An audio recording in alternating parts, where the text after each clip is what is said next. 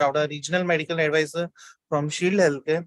It's my privilege to welcome you for this wonderful series, Trending Us series, which is organized by AGOG, Academia of Global Obstetrics and Gynecology on Shield Connect platform. So, in this task series, we will be covering the topic from A to Z topics.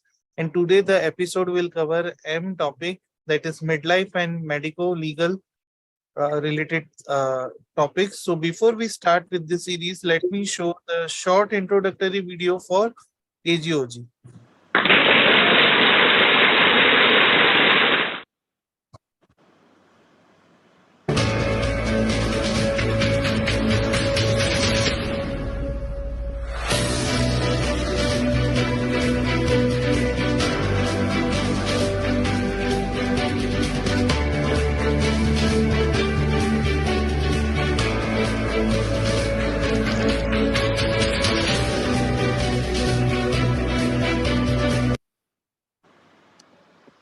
And now let us start with small Vandana prayer.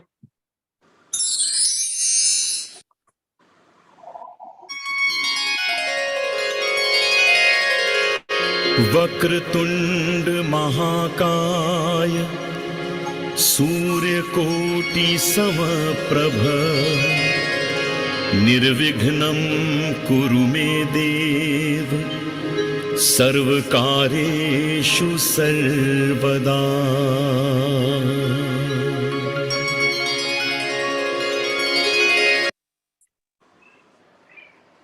I am happy to introduce the coordinator for today's episode, Dr. Tanushree Pandey. Ma'am is obstetrician and gynecologist, laparoscopic surgeon, IVF specialist at Dr. Padgaokar's clinic in Sion, Mumbai. And I'm glad to hand over this session to Dr. Tanushree Pandey. Ma'am. Thank you so much. Thank you so much, Mr. Nishant. It's an absolute honor to be a part of such an educational program and this wonderful task series, which has been convened by none other than Dr. Komal Chavan ma'am herself. Ma'am is the convener for today's program, and it's only because of ma'am's zeal and determination that we are being involved in this and are being able to learn and appreciate all of the efforts that ma'am is doing. Thank you so much, ma'am, for giving me an opportunity. Dr. Komal Niranjan Chavan, ma'am, is a medical director at Chavan Maternity and Nursing Home. Ma'am is a senior consultant and is attached to multiple hospitals in Mumbai. Ma'am is also the chairperson FOXY Medical Disorders in Pregnancy, member of the Managing Council of MOGS, and the list goes on. Ma'am has many awards to her credit, such as the FOXY Mr. N.A. Pandit and Mrs. Shaileja Pandit Women's Empowerment Award, so on and so forth. The list is endless. We welcome you, ma'am. Our co-convener for today is Dr. Niranjan Chavan, sir. Sir has also always been the guiding light, and sir is always pushing us youngsters to participate in such programs and learn from sir and ma'am. Sir was the ex-president of MOGS, joint treasurer of FOXY, professor and the unit chief in Sion Hospital, Mumbai. Sir is the national coordinator of FOXY Medical Disorders. Sir's list also is endless. Many awards to his credit. I welcome sir and ma'am both to this. Also, I request Dr. Komal Chavan ma'am to take it forward and welcome our chief guest for today. Thank you, ma'am. Thank you, dear Tanushree. And Tanushree has been a very dynamic person, doing very good in Mumbai Obstetrics and Gynec Society. And I welcome all of you to the Trending Ask the Expert series along with AGOG. And AGOG is association formed with all the gynecologists, specifically by Dr. Purandare was there way back in 2019. And we are also doing a lot of academic work as in journal and everything is all going on. And today's episode is the episode M, which focuses on midlife and medico-legal aspects in obstetrics and gynec. And M, midlife, and I am in also, M also is a middle of A to Z. So I'm also in the middle of my series. So that is also a coincidence that we are all here in the midway. And today we all welcome all our dignitaries and luminaries who have joined. We have our chief guest, Dr. Suchitra Pandit. I welcome her. I welcome our guest of honors, Dr. Mandakini Megh, Pushpa Sethi, senior Dr. Maninder Ahuja. I'm so happy and fortunate Dr. Maninder Ahuja, madam, has joined along with Dr. Nagarkatti, Dr. Ratnabali Chakraboty, madam, Dr. Rajnikant Contractor, sir, he is joined here. Dr. Shyjus, our speaker, Dr. Anju Soni, and so many others who would be joining all the faculties in the due course. And now I would welcome Dr. Suchitra Pandit, madam. Suchitra Pandit, madam, we all know she's such a great teacher, and we are at a hardcore academician. We admire her all the time, and she had been my teacher also at Sion Hospital, and I can proudly say that. And being in Lokmanya Tilak Medical Municipal College, I have been fortunate to learn from her so many things. She's PG teacher for the last 34 years for MD, DNP, DGU, and MRCOG. Also, she has made us proud, the Mumbai proud, after her MOJ's presidentship. She has been the proxy president, president of Gestrosis India Association, president of ISOPAR, and I'm now closely working with her in the Mumbai ISOPAR chapter. Madam has got so many applauds worldwide, including the FIGO Award, the Gurusha Award, MOJ's awards, and I have been fortunate to receive recently an award which she has initiated on the name of her parents. So over to you, madam. We are all waiting eagerly to hear from you. Thank you so much, Komal and Niranjan, I should say. And, I was just asking what ASK means, whether it is just ask for ask or is it something, she said, no, it's ask the expert. So great, you have initiated this series and to go through it with interesting topics, and you're trying to line up those topics with the alphabets. I think that's a nice idea also. And what is very, very important is, when you're choosing topics which are topical. Menopause is something, everybody enters that age some or the other time. And I'm glad that you've taken up, that very important topic of midlife. What exactly happens in midlife? What matters? And you have Shyjus going to be speaking on that. And again, you have Ratnabali who's going to be talking about the current trends in MHT, and of course, medical legal issues, always important. Every aspect of OBGYN, we have medical legal issues. So you have Manish Machve with the expert M C Patel doing that. But what is very, very nice is today, I just feel like I'm on a holiday because I see Komal dressed up in a, beautiful red color. And at the same time, my,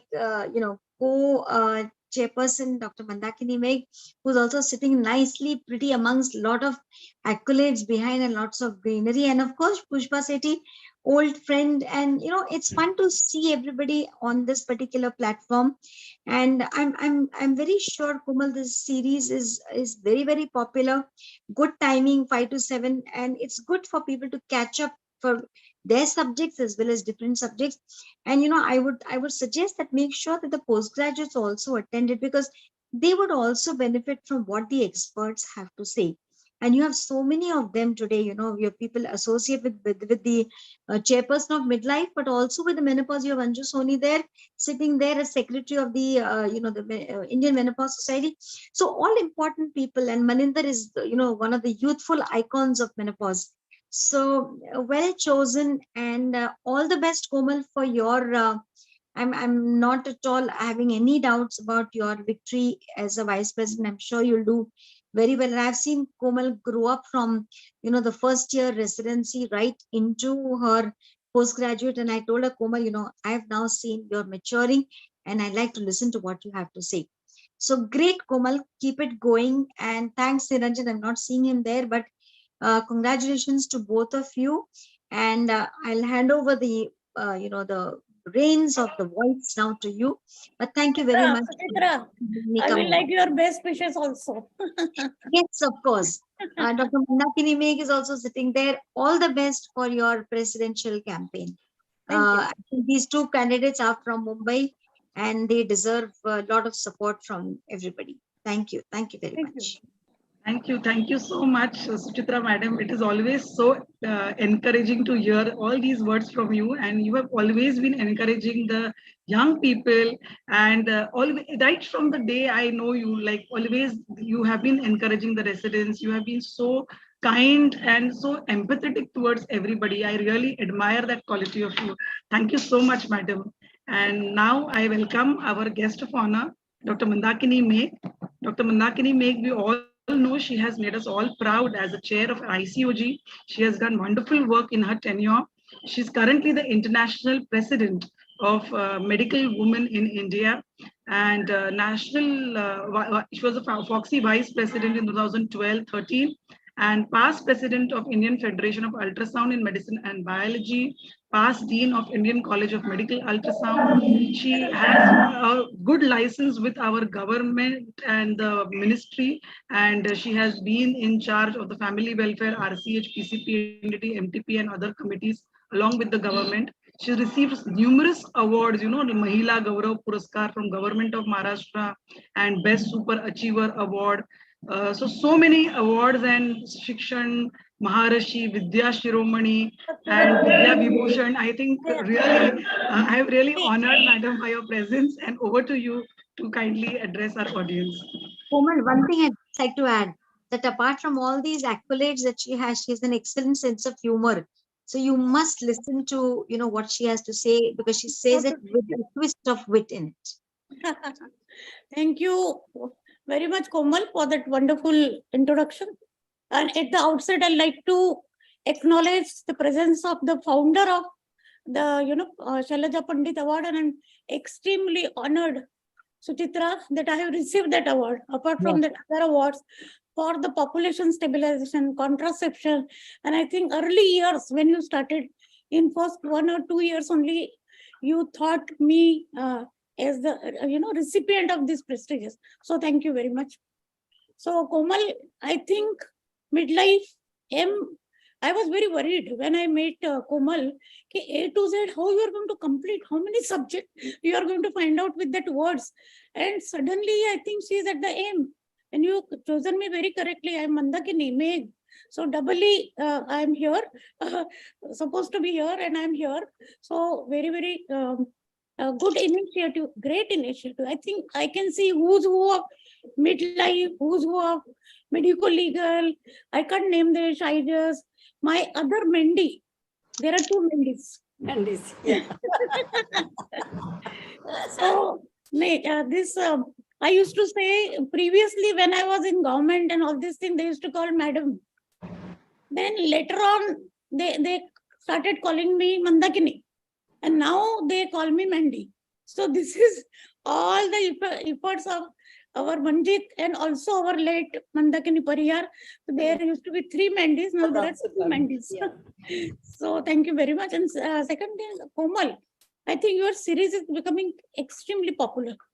Because of the subject, thoughtful subjects, and you have, and Niranjan have that capacity to bring everyone together. I think, and you can see the cream of the people. I can see Pushpa, my guest of honor, Pushpa, hi, my dancing partner at the ship. And good, the ship was not sinking. It is not become Titanic. We were dancing in the ship at the Rio thing, and it has not sunk. And I can see Anju, I can see Dr. Rajnikant Contractor, Rajendra Nagarkatti, great team. I think I can't name everyone. And I think the most important thing which I really want to mention here, you have the lineup scientific program, but the recent study which has come up, they say actually the most beneficial, most productive years are from 60 to 70 years is the most productive year. And I was about to post, somebody will mind it. So the most productive year of the woman is not only women, it may be the male, and it is from 60 onwards, because by that time you achieve everything, as Suchitra has said correctly, because you become mature, and we reach to the peak of our understanding, maturity, and I think experience. I think so it is the best time to actually even venture into. So many people are doing PhDs, people are starting their, so many other activities, and they are achieving it very, very successfully. So I think with this seminar and other topics which you are going to discuss, it will be a great, great help to all of the women and the medical fraternity, OBGY. And I wish you all the best, Komal. And as Suchitra has said, we both are Bombay candidates. So we really appeal to the people that I have helped so many people in the, in the government, PCPNDT, MTP registration. I'm still working. Today morning also, one of the candidate, I gave her the registration because she was not getting in from South Bombay. And the quest continues. So with this, I think I really, appeal to everyone to please vote for both of us in the coming Foxy and make us the president of Foxy. Thank you very much for inviting me for this wonderful webinar. Komal, thank you. And Suchitra, a great thank you to you also. Thank you so much, Mandakini Megh madam, and really I'm so honored with presence of two Mandis, Dr. Mandakini Megh and Dr. Maninder Ahuja, and I think a webinar of midlife cannot be complete without the presence of Maninder Ahuja, and she was so busy, but I am so happy that she has finally been a part, and she is actually the part of the webinar right now. So now I welcome Dr. Pushpa Sethi, and I have been really fond of Dr. Pushpa Sethi right from the beginning. She has just a charming and a charismatic smile. She always is so good. With a very good heart, and we always bond so well whenever we meet. And currently, she is a president of the Indian Menopause Society, a senior practicing OBGYN at Gurgaon, and director of the Sethi Hospital. She's organized numerous conferences. So many. At Gurgaon OBGYN, at IMA, and at Rotary, delivered several orations, keynote address, lectures nationally, internationally, written so many chapters, and she is also keen of social work.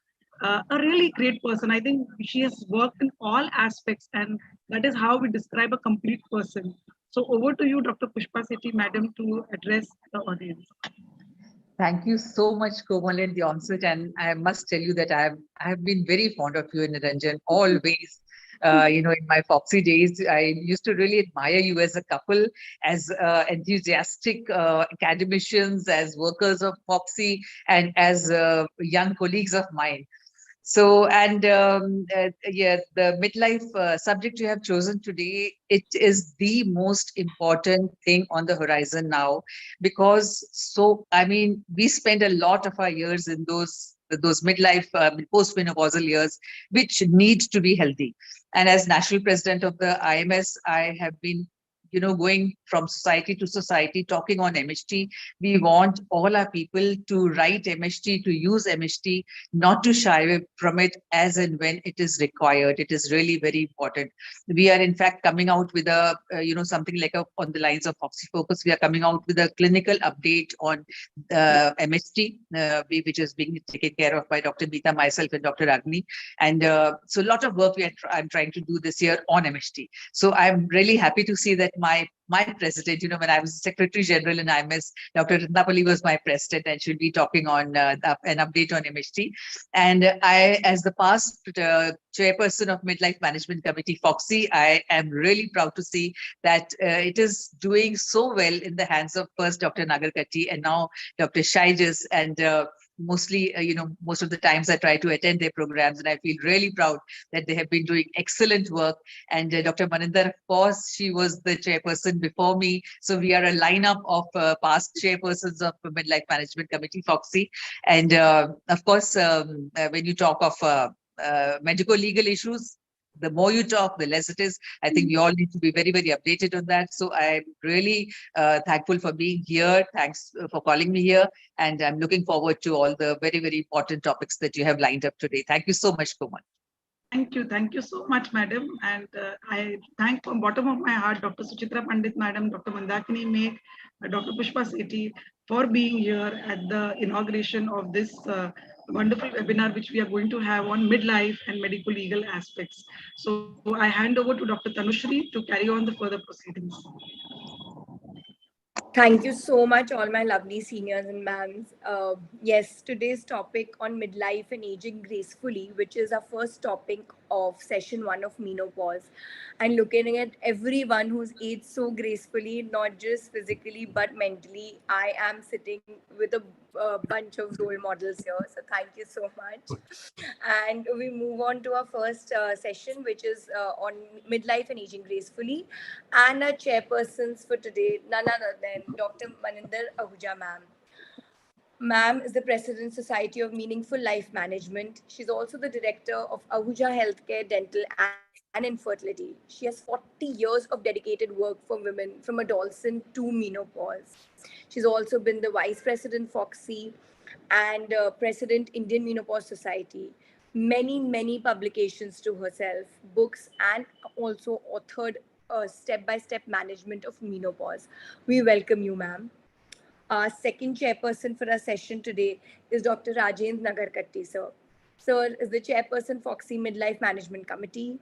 He is a renowned gynecologist and obstetrician of Ashirwad Maternity Hospital in Mumbai, former lecturer in Sion Hospital, 38 years of experience, and specializes in infertility, IVF, and high-risk pregnancy. We welcome you, sir and ma'am.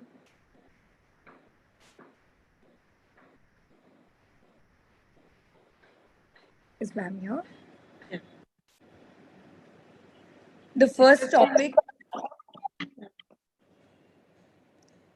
Maninder ma'am. Yeah. Yeah, ma'am. The first topic today is midlife and aging, and Dr. Shyjus Nair will be giving the speech, ma'am. So if you could please welcome. Yeah, so I think first of all, I must say thank you to all the organizers for this wonderful series of A to Z and Ask. Komal, you have been doing wonderful work, and Niranjan and Komal has been very, near to me, being distant. But they converted this distance to near by standing their webinar series. I had a dream of going digital, and he made it possible. So Niranjan, thank you very much for that. Now, thank you, Suchitra, for being here. It's nice to see her here because my first journey of Foxy was with her only when we had gone to Leh. I think she has left or she's there. And then as far as the midlife is concerned, I had joined as the chairperson of geriatrics committee, and I got it changed to midlife management committee because we don't deal with the geriatrics. So naturally, I gave all the guidelines and everything, and perhaps tried to give him a life. But that baby was carried forward by Pushpa, by Nagarkatti, and now Shyjus.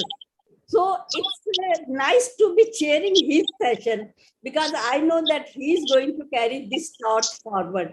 The other topics are going to be really very interesting. I'll be there till the end and listening to each and everybody, including our medical legal cases and Dr. Ratnabali.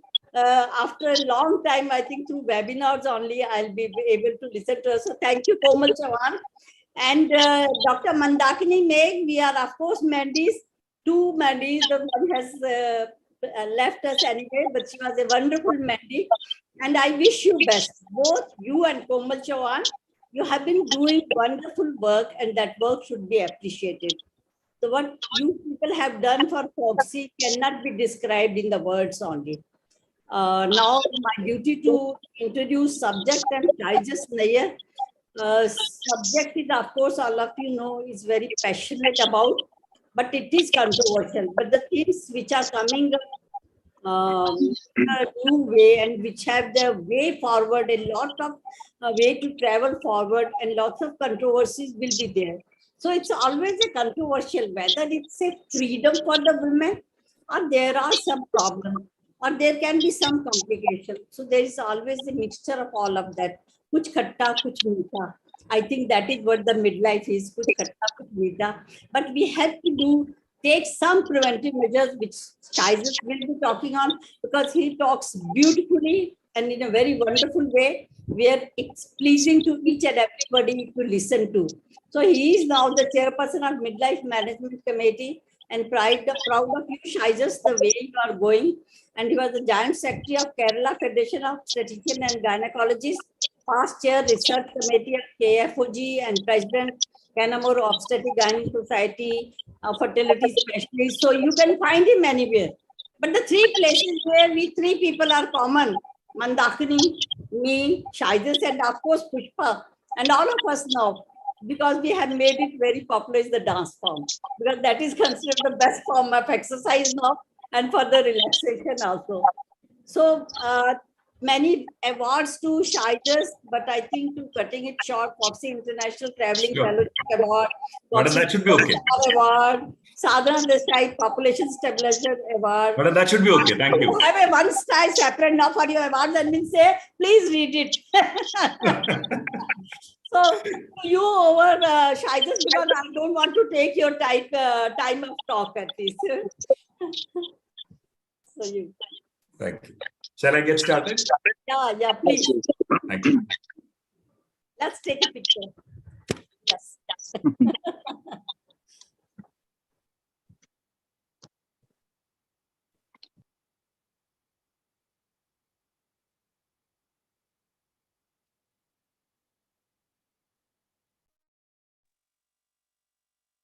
I hope my slides are visible and I'm audible.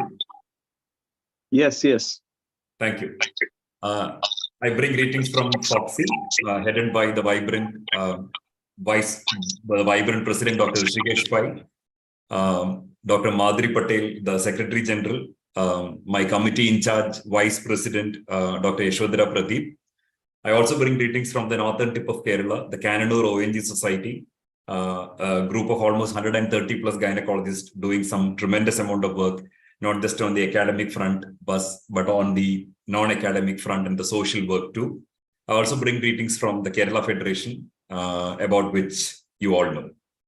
Now, today we are talking about something interesting, which is about midlife and aging gracefully.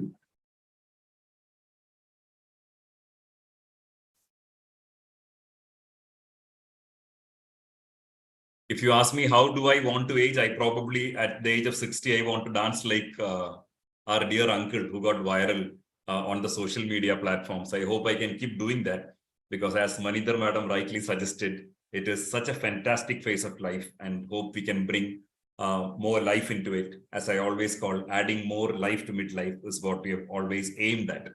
Such a pleasure. Thank you so much, Komal Madam, as well as Niranjan Chavan sir, for this big opportunity to be a part of this wonderful series.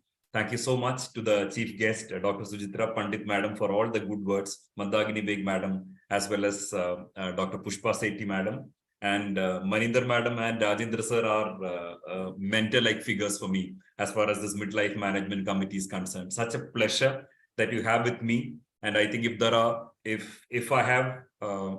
if I originally had two wings, I feel that I have four now with you two along with me, and I'm sure that we are going to fly higher, and we're going to take this committee higher, and midlife and this entity called adding more life to midlife would become the talk of the town very soon.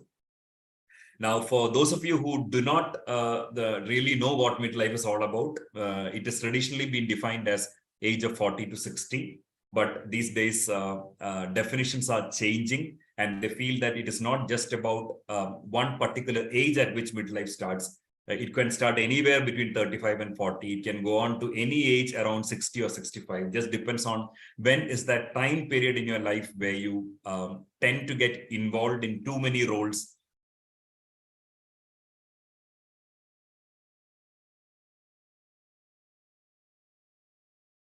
People in midlife between 40 and 60 are sandwiched between two other generations.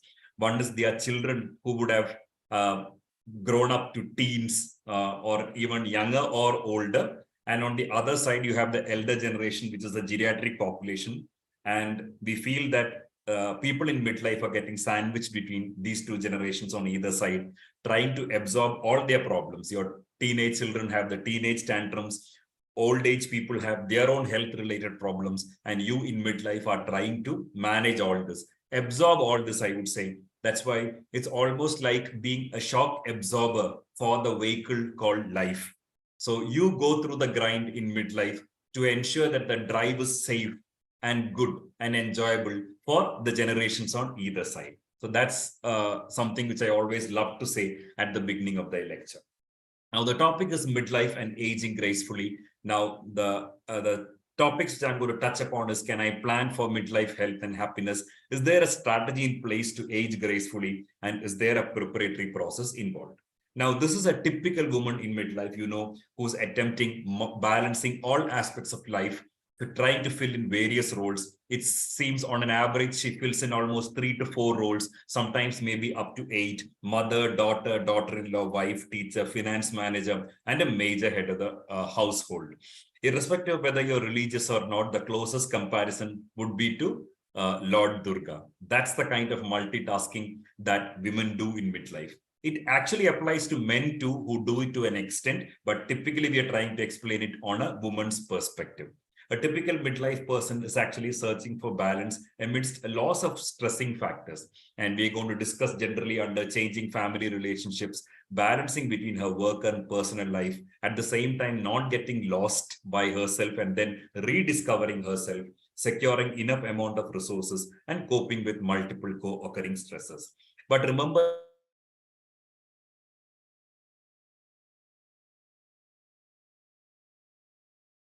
we noted something like somebody neglects his or her personal hygiene, if there are dramatic changes in sleep habits, if there is significant weight loss or weight gain, and if there are pronounced changes in mood like increased anger, irritability, or sadness or anxiety, I think you should address that, because that might be early symptoms where the person is going into a crisis, what we call as a midlife crisis.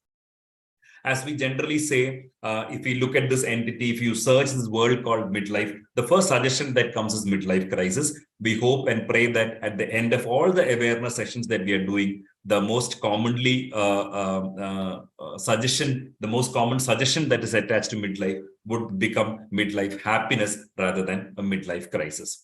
Now, there is something called the U-curve of happiness, which is basically based on a research conducted by the Dartmouth professor David Blanchflower on hundreds of thousands of people in 132 countries. It showed an inverted U-shaped happiness curve. That means people were very happy when they were young. They were also happy when they were very old, and their happiness hit a rock bottom. That's the lowest level when they were in midlife. You may agree or may not agree with the U-curve of happiness, depending on whether you are happy in midlife or not. But the incidence that is stated in the United States is somewhere around 26%. That is almost 1 in 4 individuals is suffering from a midlife crisis or a lack of happiness in midlife. Now, in India, for the time being, we do not have concrete data on this. And I hope the Midlife Management Committee and the Menopause Society can join hands and bring out some wonderful data regarding the happiness levels.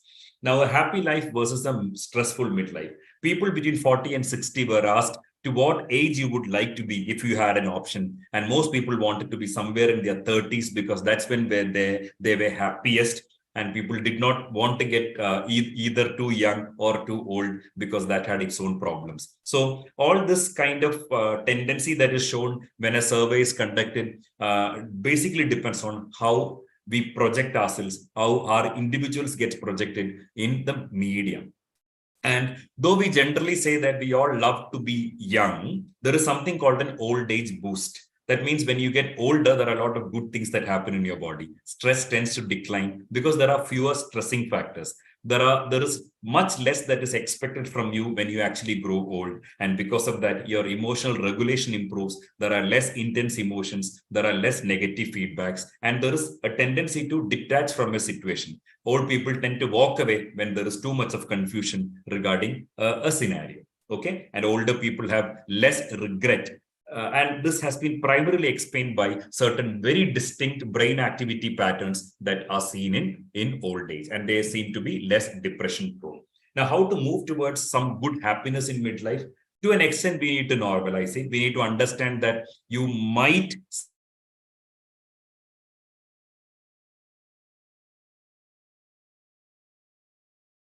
stop blaming yourselves, and you will learn to accept others around you. And you definitely need to stop berating yourself on how you feel. Now, internal critic, very important. Okay. Now, when you're growing up, this internal critic is so very important for you because you need to dream big. You need to do that introspection with the help of this internal critic, and that helps you to move forward. But the same internal critic, when you reach midlife, it is that point of time when this internal critic becomes a villain of your life. Okay. And that's because you tend to compare yourself with another midlife person, and then you feel that you're probably not worth it. So this comparison is a very important thing that makes life difficult in midlife. So you should definitely stop comparing your achievements with others. and stop berating yourself and telling yourself every morning that I don't have to be better than anyone else. Life is not a rat race. Okay. And that particular point can help you reach midlife happiness a bit more better. Okay, now you need to stay at present. There are a lot of mindful meditation, stretching exercises or workouts or dancing or whatever you want to do to keep your mind happy. That definitely helps you to age gracefully. And definitely do not hesitate to share your pain with others. People feel that their self-projected image gets spoiled if I share my pain with somebody else. But you should definitely have a close group of family members or close friends whom you can share your sorrow with. And that definitely helps in midlife to actually move forward slightly more better. Take small steps and don't make a leap. You can make some small transitions. You can follow the passionate things that you love to do and slowly make a shift and avoid the boredom which some people have towards their professional work or personal life. That can be avoided, and that will help you move towards midlife happiness. Okay, fine. Now, taking care of mental health is the primary thing that helps you to age gracefully. Number 2 is to be kind to your skin, because you're all worried about wrinkles and the skin changes that happen. Some simple tips: wearing a sunscreen, wearing a protective clothing when you're outside, especially in this peak summer, sticking to some very gentle products which doesn't damage your skin, and staying hydrated are the tips to maintain your skin. Okay, so you've taken care of mental health, you're taking care of skin. Okay, 2 steps tackled. Now go and find some new hobbies. Okay, you can be a massive multitasker, and definitely if you follow things that follows your passion, that's a very wonderful way to keep yourselves happy and to age gracefully. So you should try to engage in new hobbies, learn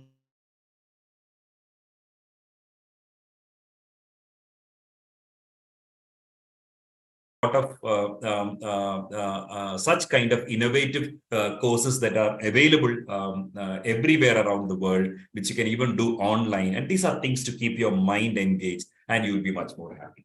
Then comes to physical health. Okay, there are 2 important questions that need to be addressed. What do you eat and how physically active you are? There are various forms of diet that is available. One is a keto diet, which is a relatively carbohydrate restricted or a nil carbohydrate diet, which came with a bang, but I should say it went into disrepute because of a lot of problems, including acute cardiac events that can happen, even renal failure that this keto diet can induce. So not considered to be a very recommended diet.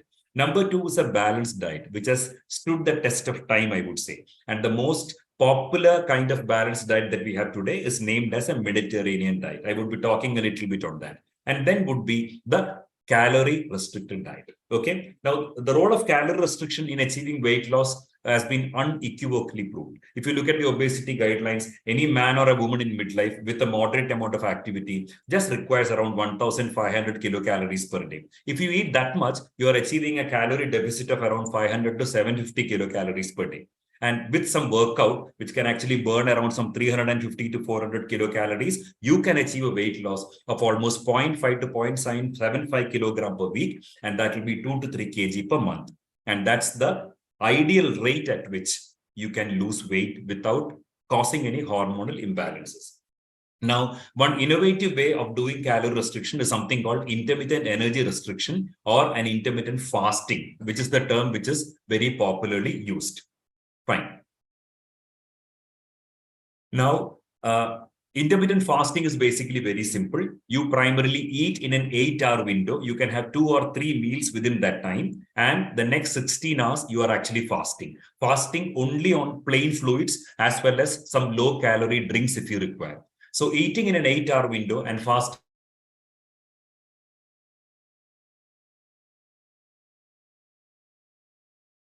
hurting your body. It has shown to improve fasting insulin levels, and thereby metabolically, it might actually help your body well. Now, if you look at the Mediterranean diet, this is the pyramid that should be there in your mind. It's a balanced diet, something which is very good for a maintenance diet after you have achieved weight loss. Now, it's a very simple pyramid. At the base of the pyramid, you will see those things that you can eat daily and those things that you need to do daily. That is all kinds of physical activities, including dancing, sitting together, having a good time with your family, and all that is there to maintain your physical and mental health. And then the rainbow colored fruits and vegetables, which are very, very good for the body, according to the traditional norms of a balanced diet. As you go towards the peak of this pyramid, you will find things which you should be eating less often. And they will be the high calorie content diets, which includes red meat too, okay, which you should be eating less often. Okay, fine. Now, as Hippocrates said, let thy food be thy medicine. And I would say something which is very favorite. My favorite quote would be, eat just to fuel your body, never to feed your emotions. And as I always say, your mental health and physical health are so very closely related. If you're not feeling well, that is the time when you tend to eat junk. So a kitchen should be the last place where you should go if you are actually not feeling well. So take care of your mental health well. And if your mental health is taken care of well, you will not eat junk, and then you can achieve weight loss much more easier. Now the exercise part. The only muscles that are unfortunately working these days are the ones which are at the fingertips. We know that, the mobile, the laptop and all that. And the ones which take the food from the container to your oral cavity. And unfortunately, the only weight that we are bearing is our own body weight. If you look at the World Health Organization report of 2014, you'll find that almost 6 million people die every year of tobacco usage and 3.3 million die of alcohol abuse. We know that these two are killer diseases or killer habits, isn't it? And now, if you go on with this report, you'll find that another 3.3 million die because they are physically inactive, and 1.7 million people die every year because they are on a faulty diet, eating too much of salt. What is it So just about? imagine that you will have to take care of physical inactivity and a bad diet as you are looking at a tobacco or an alcohol abuse, because all four are killers, killing significant number of women and men. Medical research, what? Can you mute whoever's talking? Thank you so much. Yeah. Now, as far as physical activity is concerned, you need to plan a comprehensive exercise program, which should contain aerobics, which is very, very important, and which is basically takes care of your cardiorespiratory endurance. But many times we just prescribe a 30-minute walk and we feel that is good enough in midlife, which is not. Now, other than aerobics, what you need to take care are a few other headings. One,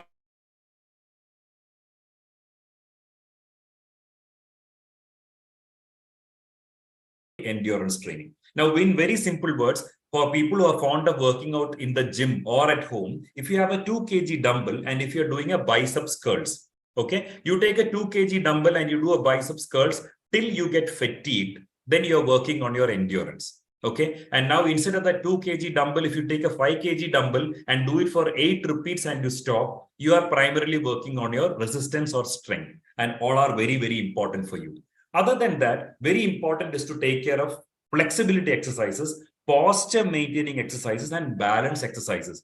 All these are so very important. It might look like just alternative English words for a person who's not a fitness freak, but for a personal trainer or a fitness enthusiast, these are a distinct set of exercises. And all these put together avoids that dreaded event that you want to avoid in midlife, and that is a fall. For both a man and a woman, the most dreaded event that can happen in midlife is a fall, because your bones are much more likely to break. So you take care of exercises on these headings, and then you're taking care of your health very well. Now, just telling every man and woman to walk for 30 minutes might not be good enough. I'm sure that all of you have patients who have been walking 30 minutes per day for almost 30 years, but haven't even lost 30 grams. So that's so very important for you to take care of that, because if you really want to lose weight, then you should be doing more. Now, 30 minutes per day can be good enough to ensure that you're fit and to reduce the risk of a chronic disease from happening. 60 minutes per day is actually what is required to prevent weight gain, and you almost require almost 90 minutes of workout per day to achieve weight loss. Okay, so you need to update your recommendations, as well as the advice to your patients need to be modified accordingly. How much intensity to work out? We have been hearing of people dying after a marathon, people dying in badminton courts, and people dying in the gym. Okay. Now, why does that happen? This primarily happens for what we call as late beginners, who have not been used to any physical activity whole throughout their life, and suddenly listen to a lecture like this or listen to a motivational talk and go to the gym and go through a very tough schedule of workout the very next day morning. That's definitely not recommended. Now, for late beginners especially, you need to be concerned about something called a maximal heart rate. Now, what is a maximal heart rate? Maximal heart rate is nothing but 220 minus your age in years. Okay, that means if you're aged 40, 220 minus 40 would be 180. 180 is your maximal heart rate. Now remember that whenever your heart rate crosses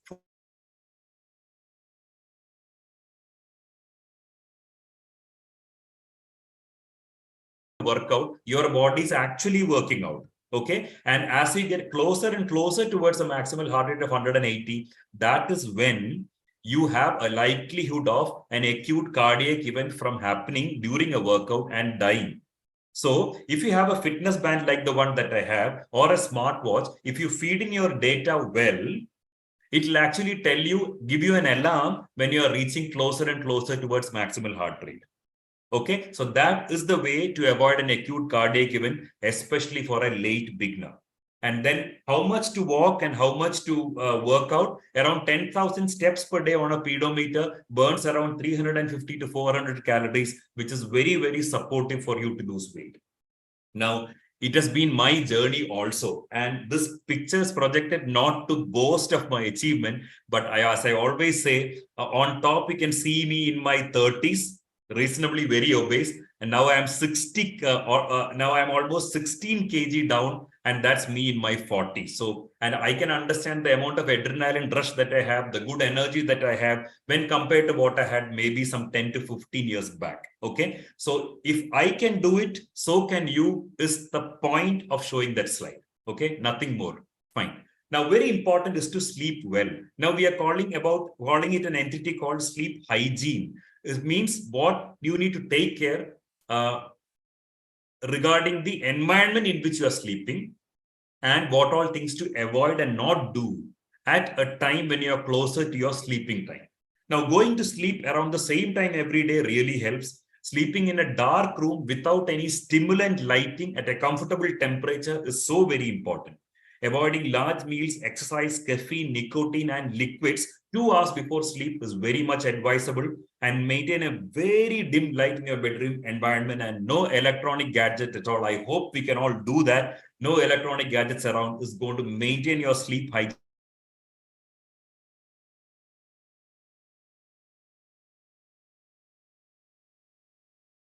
This is a sentence from the Forbes magazine. Always remember that money is not everything in life. I'm sure most of you would agree to this, but I don't, because there is a tagline to this thing which says that though you believe that money is not everything in life, make sure that you earn sufficiently enough before you think of such nonsense.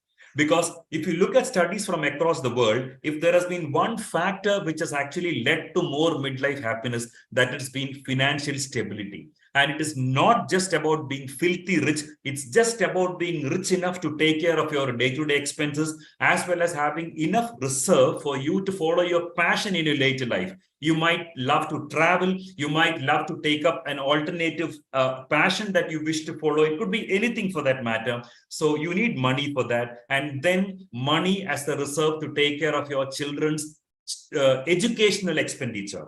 Now, these 3 headings, if you can take care, with a health insurance for you and your family, with a life insurance for you and your family, and some deposits, okay, some kind of investments with guaranteed returns.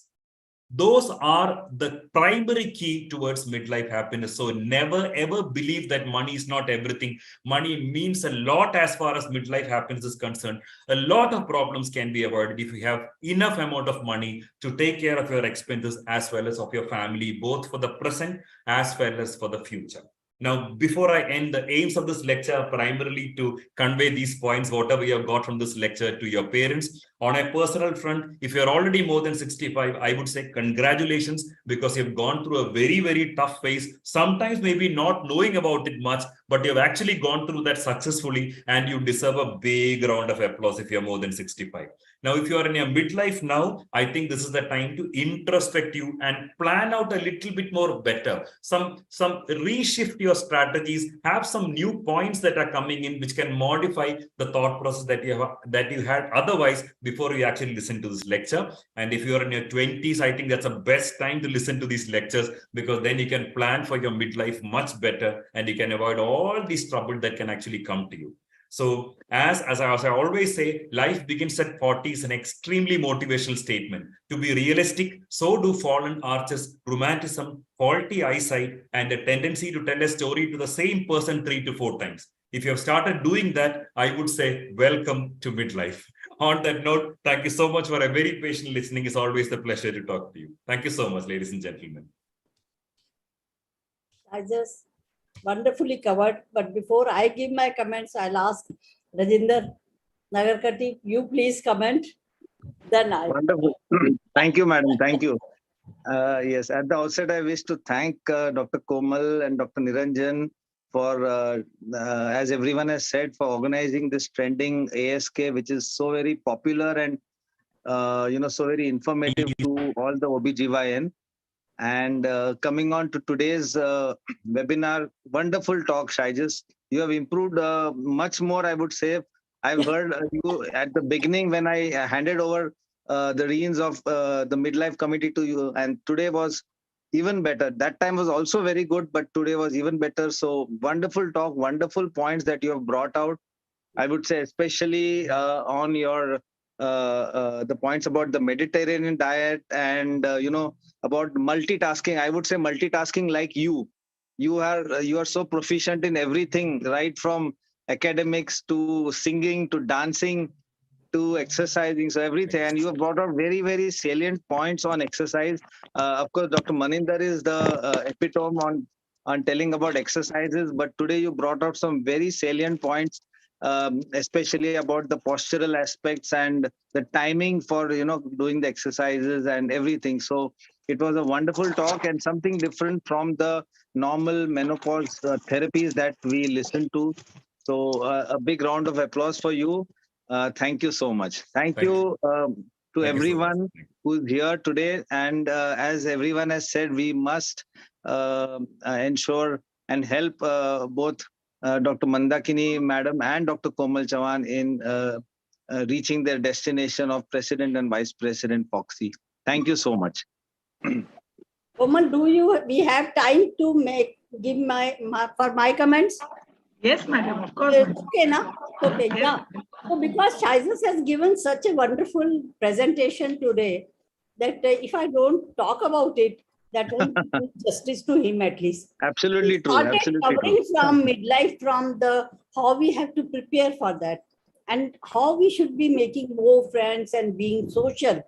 We try to cut off and improving our mental health was something I am very happy that you have discussed these topics, because at the level of SESAMS, that is what I am doing now. Menopause quality of life issues on menopause dating scale. So, but of diet and everything were covered nicely. What touched my heart was exercise. It appeared to me like I was talking about exercise, the way you cover the maximum heart rate, what it should be. So, and in such a wonderful way. And how much we should be doing from 30 minutes is just maintaining 60 is rather maintaining 60 to 90 if you want to lose.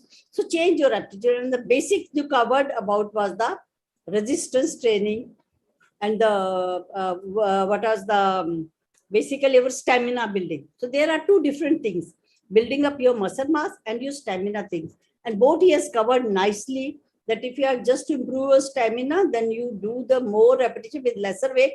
But if you really have to improve your power, then you have to take more weight with less repetition.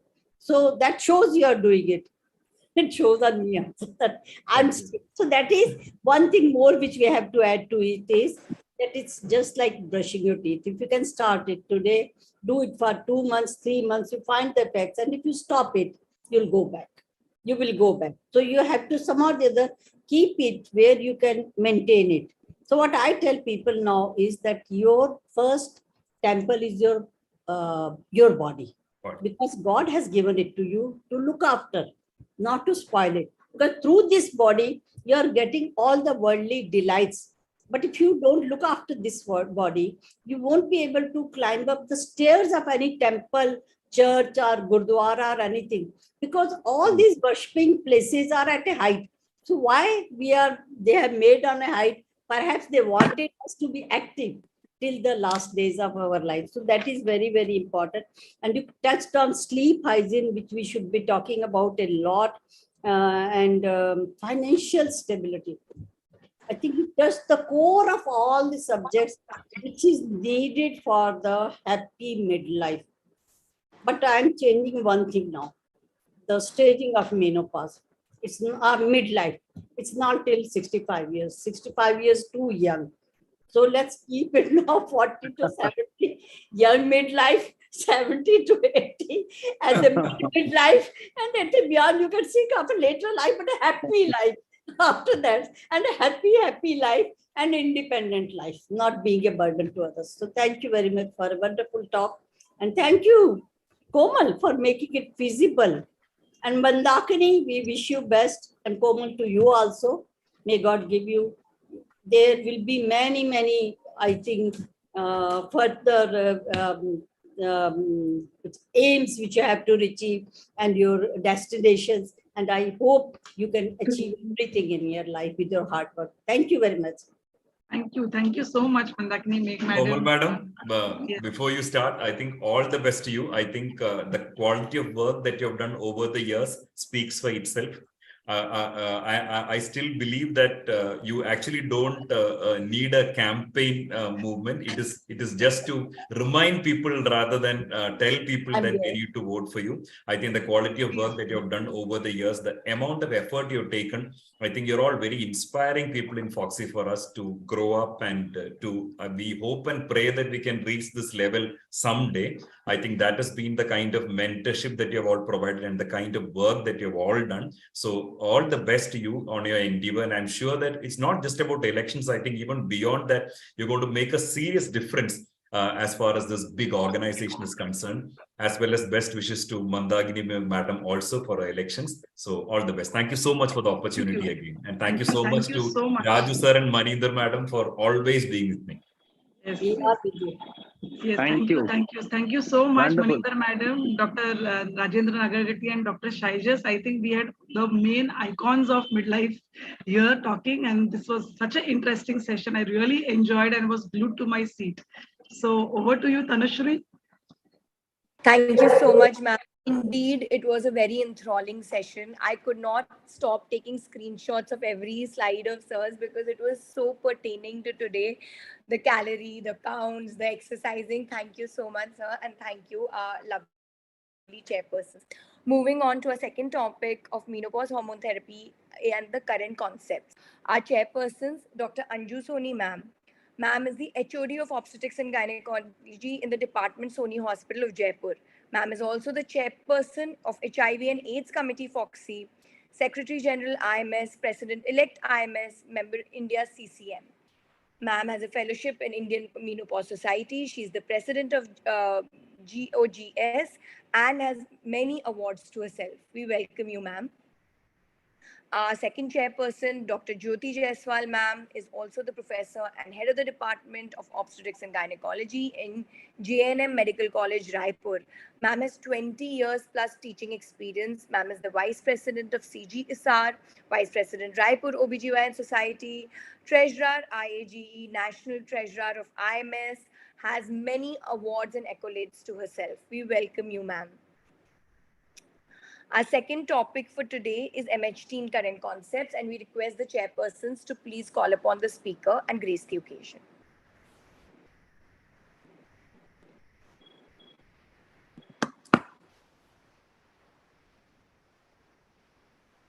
Hi. At the offset, I would like to thank Dr. Komal and congratulate her for a beautiful conceptualization of this academic program. And today, when she's talking of her this M part, the menopausal part, I think she's collected all the stars from all over, starting with the president who have been there in past, like Dr. Ratnabali, Dr. Maninder, and president who is now president of Indian Menopause Society, and I am president-elect. And then the Foxy midlife committee chairs, and she has collected almost everybody. And it is a topic which we are all close to, and we are all, I think, going through this phase of life. And it is a very, very important topic which have been chosen today. And Ratnabali is a great orator and a great speaker. She has been a past president, as I already said. She has won lots and lots of awards, and she's a great, teacher.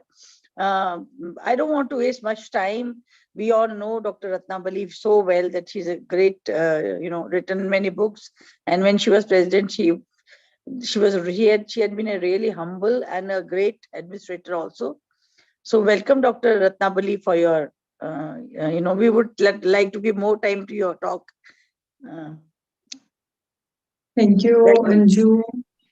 At the outset, I must thank Dr. Komal, Dr. Niranjan for making this happen, because recently I am not coming to the podium, giving more chances to the juniors so that they get more interested in menopause, because all of you know that it's very difficult to induce people into this getting interest into menopausal medicine. However, that is one of the most important, because that is how we can give something back to our mother's mom. I have seen my best friend Maninder giving an excellent, her impression on how my previous speaker spoke on the exercise and others. She is always so enchanting. Anju is there, and I have seen Jyotika is there, and Pushpa is also there, all of my friends, Dr. Nagarkatti. So it's a sort of a meeting with the friends, but I am not enjoying at the moment, because to talk about MHT and make it popular is the most difficult task that I've faced in my life. Talking on this topic for the last 20 years, what I have found, people get more interested in exercise, diet, meditation, hobbies, though they follow very little. And when it comes to the MHT, they run to the doctor, whether they will prescribe it or not. But believe me or not, majority of the doctors do not think about prescribing MHT, because not taking responsibility of giving a medicine to a person, which is so controversial. Because we are doing the CMEs for last few, not few, but quite a number of years, is making it a bit more popular. But more and more, I would say, Komal, you have done an excellent thing, that even there are 13, 14 people who listens to it and percolates the knowledge to others. That means something. So my presentation will be more on, the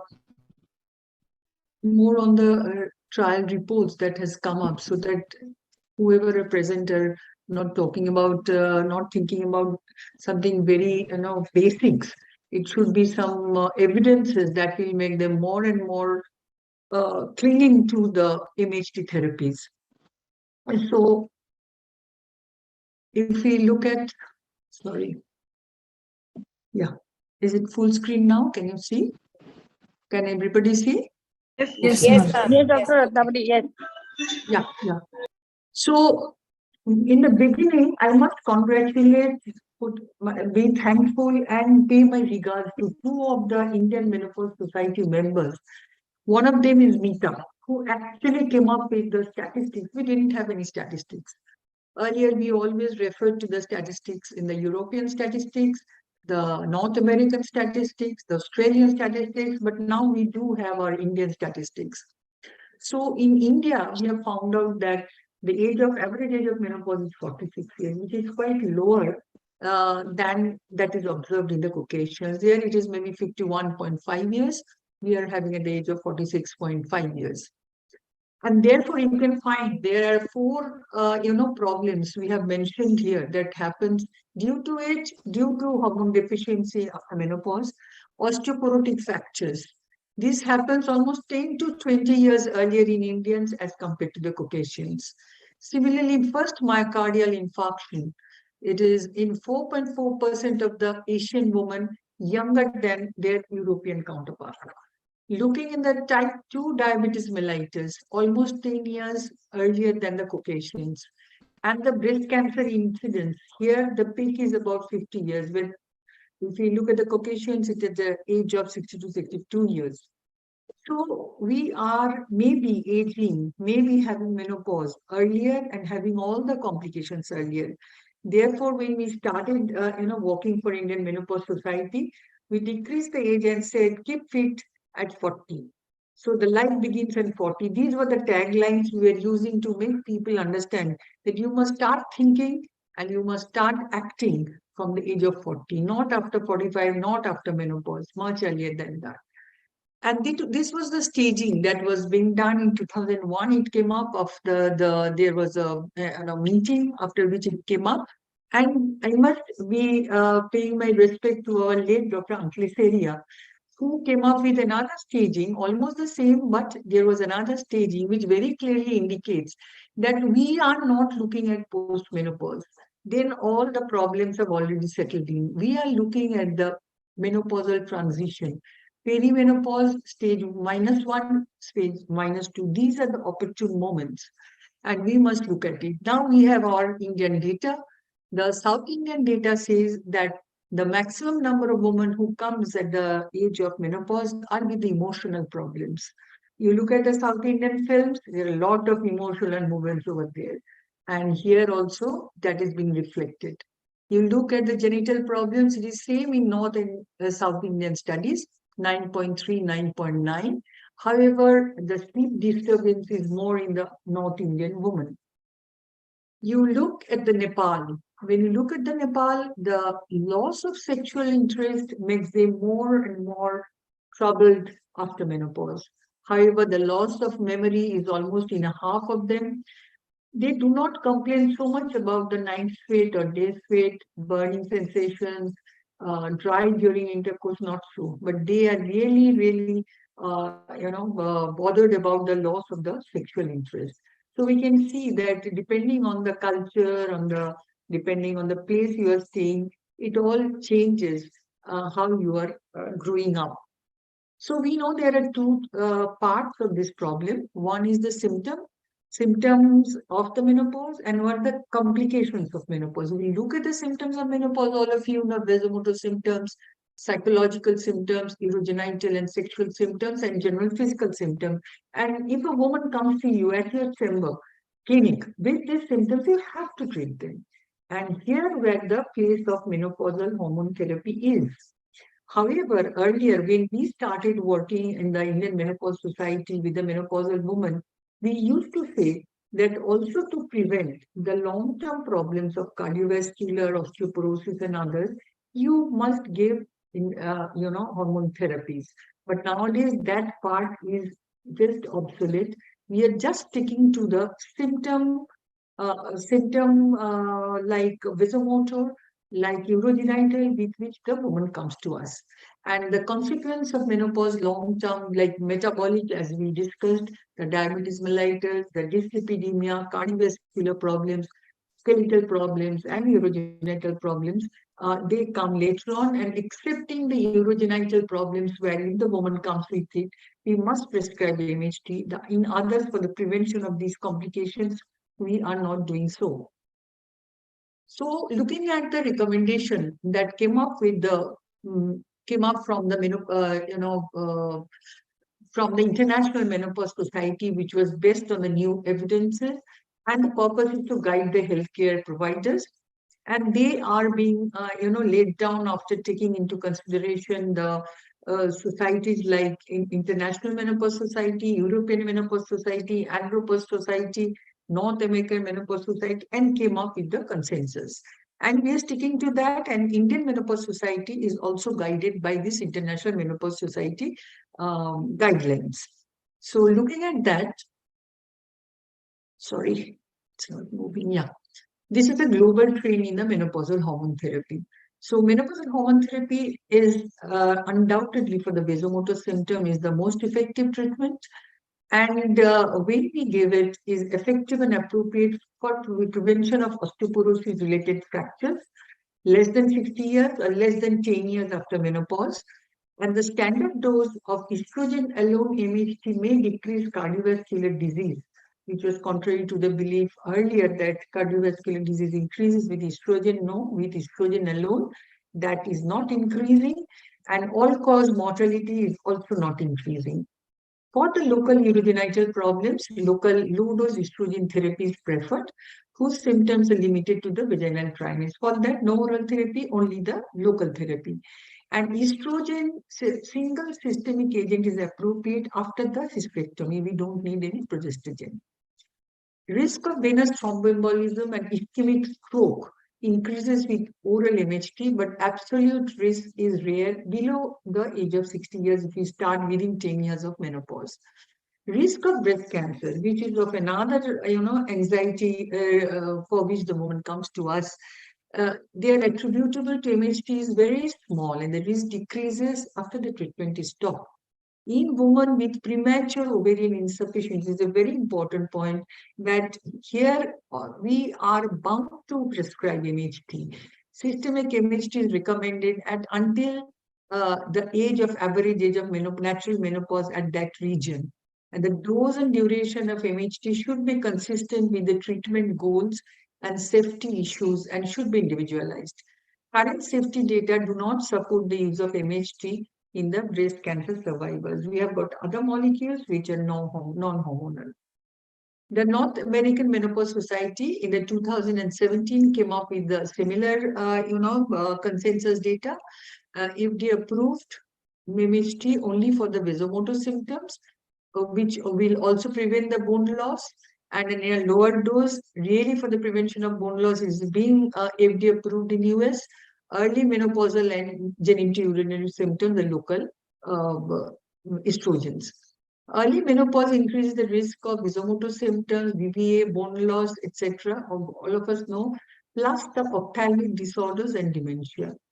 And therefore, the consideration of MHT should be based on overall strategy, including the lifestyle, which my previous speaker was talking about, for maintaining the health in the postmenopausal woman. And this premature ovarian insufficiency, we'll discuss it in details, is the most important point. We should not neglect these patients. Risk and benefits of MHT differ for the premenopausal as compared to the older woman. We have discussed already. And MHT has reduced risk if the woman is younger than 60 or within 10 years of menopause. So these are the same as we discussed earlier. And routine discontinuation at the age of 65 years is not supported. It is said that if she is better, feeling better, quality of life is good, we can continue, but we have to regularly monitor the patient. So coming to the dosage of estrogen, we should use as low as possible. The standard dose, for example, with the conjugated equine estrogen was 0.625. We can start nowadays with the low dose 0.3. Even under low doses are available, which prevents the osteoporosis. Similar with the progestogens, we now know that progesterone, natural progesterone, is very good, have less side effects in these women, including on the breast and on the cardiovascular system. Next comes the dihydrogesterone. So these two progesterones we prefer instead of medroxyprogesterone and norepinephrine. These were the progestogens which were used in the WHI trials. So increased estrogen exposure coming to the breast cancer. You can see when we're using OCs or other estrogen for other breast, conditions, no breastfeeding, no children, earlier menarche, late menopause, relative risk remains up to the 2. And family history of breast cancer, first child more than 30 years, increased bone density means more estrogen in the body, the relative risk of breast cancer 2 to 4. And increased serum estradiol concentration, if you find that, and bone density much above the normal one, then the relative risk is almost to the range of 4. So when we give MHT in a continuous manner, the risk of endometrial cancer decreases. If we give it in a sequential manner, sometimes it does not decrease, but with the continuous manner, it decreases. There are systematic review of 28 studies which says that use of unopposed estrogen sequential combined therapy increases the risk of endometrial cancer. However, continuous combined therapy seems risk-free but possibly not when the micronized progesterone is used. Therefore, micronized progesterone is very good on breast, on cardiovascular system, but when it is added, then the risk of endometrial cancer is not so much decreased as with other hormones.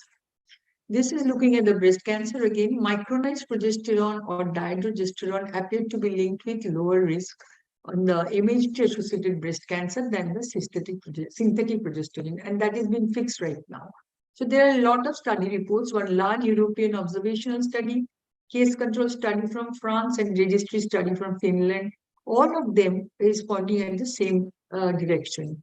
So when we're looking for the choice of progesterone and breast cancer risk, we are looking at if the breastline risk without MHT is 1, when we give estradiol and dihydrogesterone, it is just 1.13. If we add medroxyprogesterone, it goes up to 1.654. And if we add norethistérone acetate, it is 2.03, and so on and so forth. So it increases, as we have discussed, if we give the different types of progesterones, not depending on the estrogen, however. So progesterone choice rather than estrogen may affect the breast cancer risk. Therefore, if a woman comes to us and we need to give her estrogen, progesterone, MHT for quite some time, we must look at the progesterone composition rather than thinking about the estrogen one.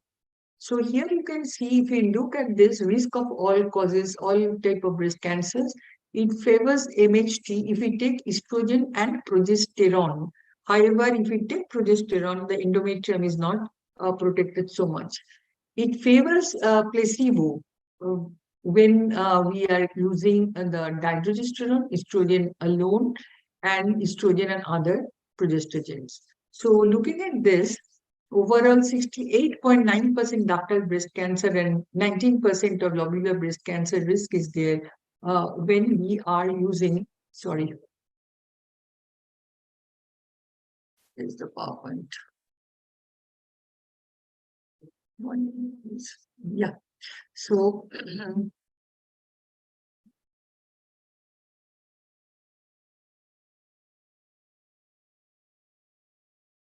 sorry, it's not moving.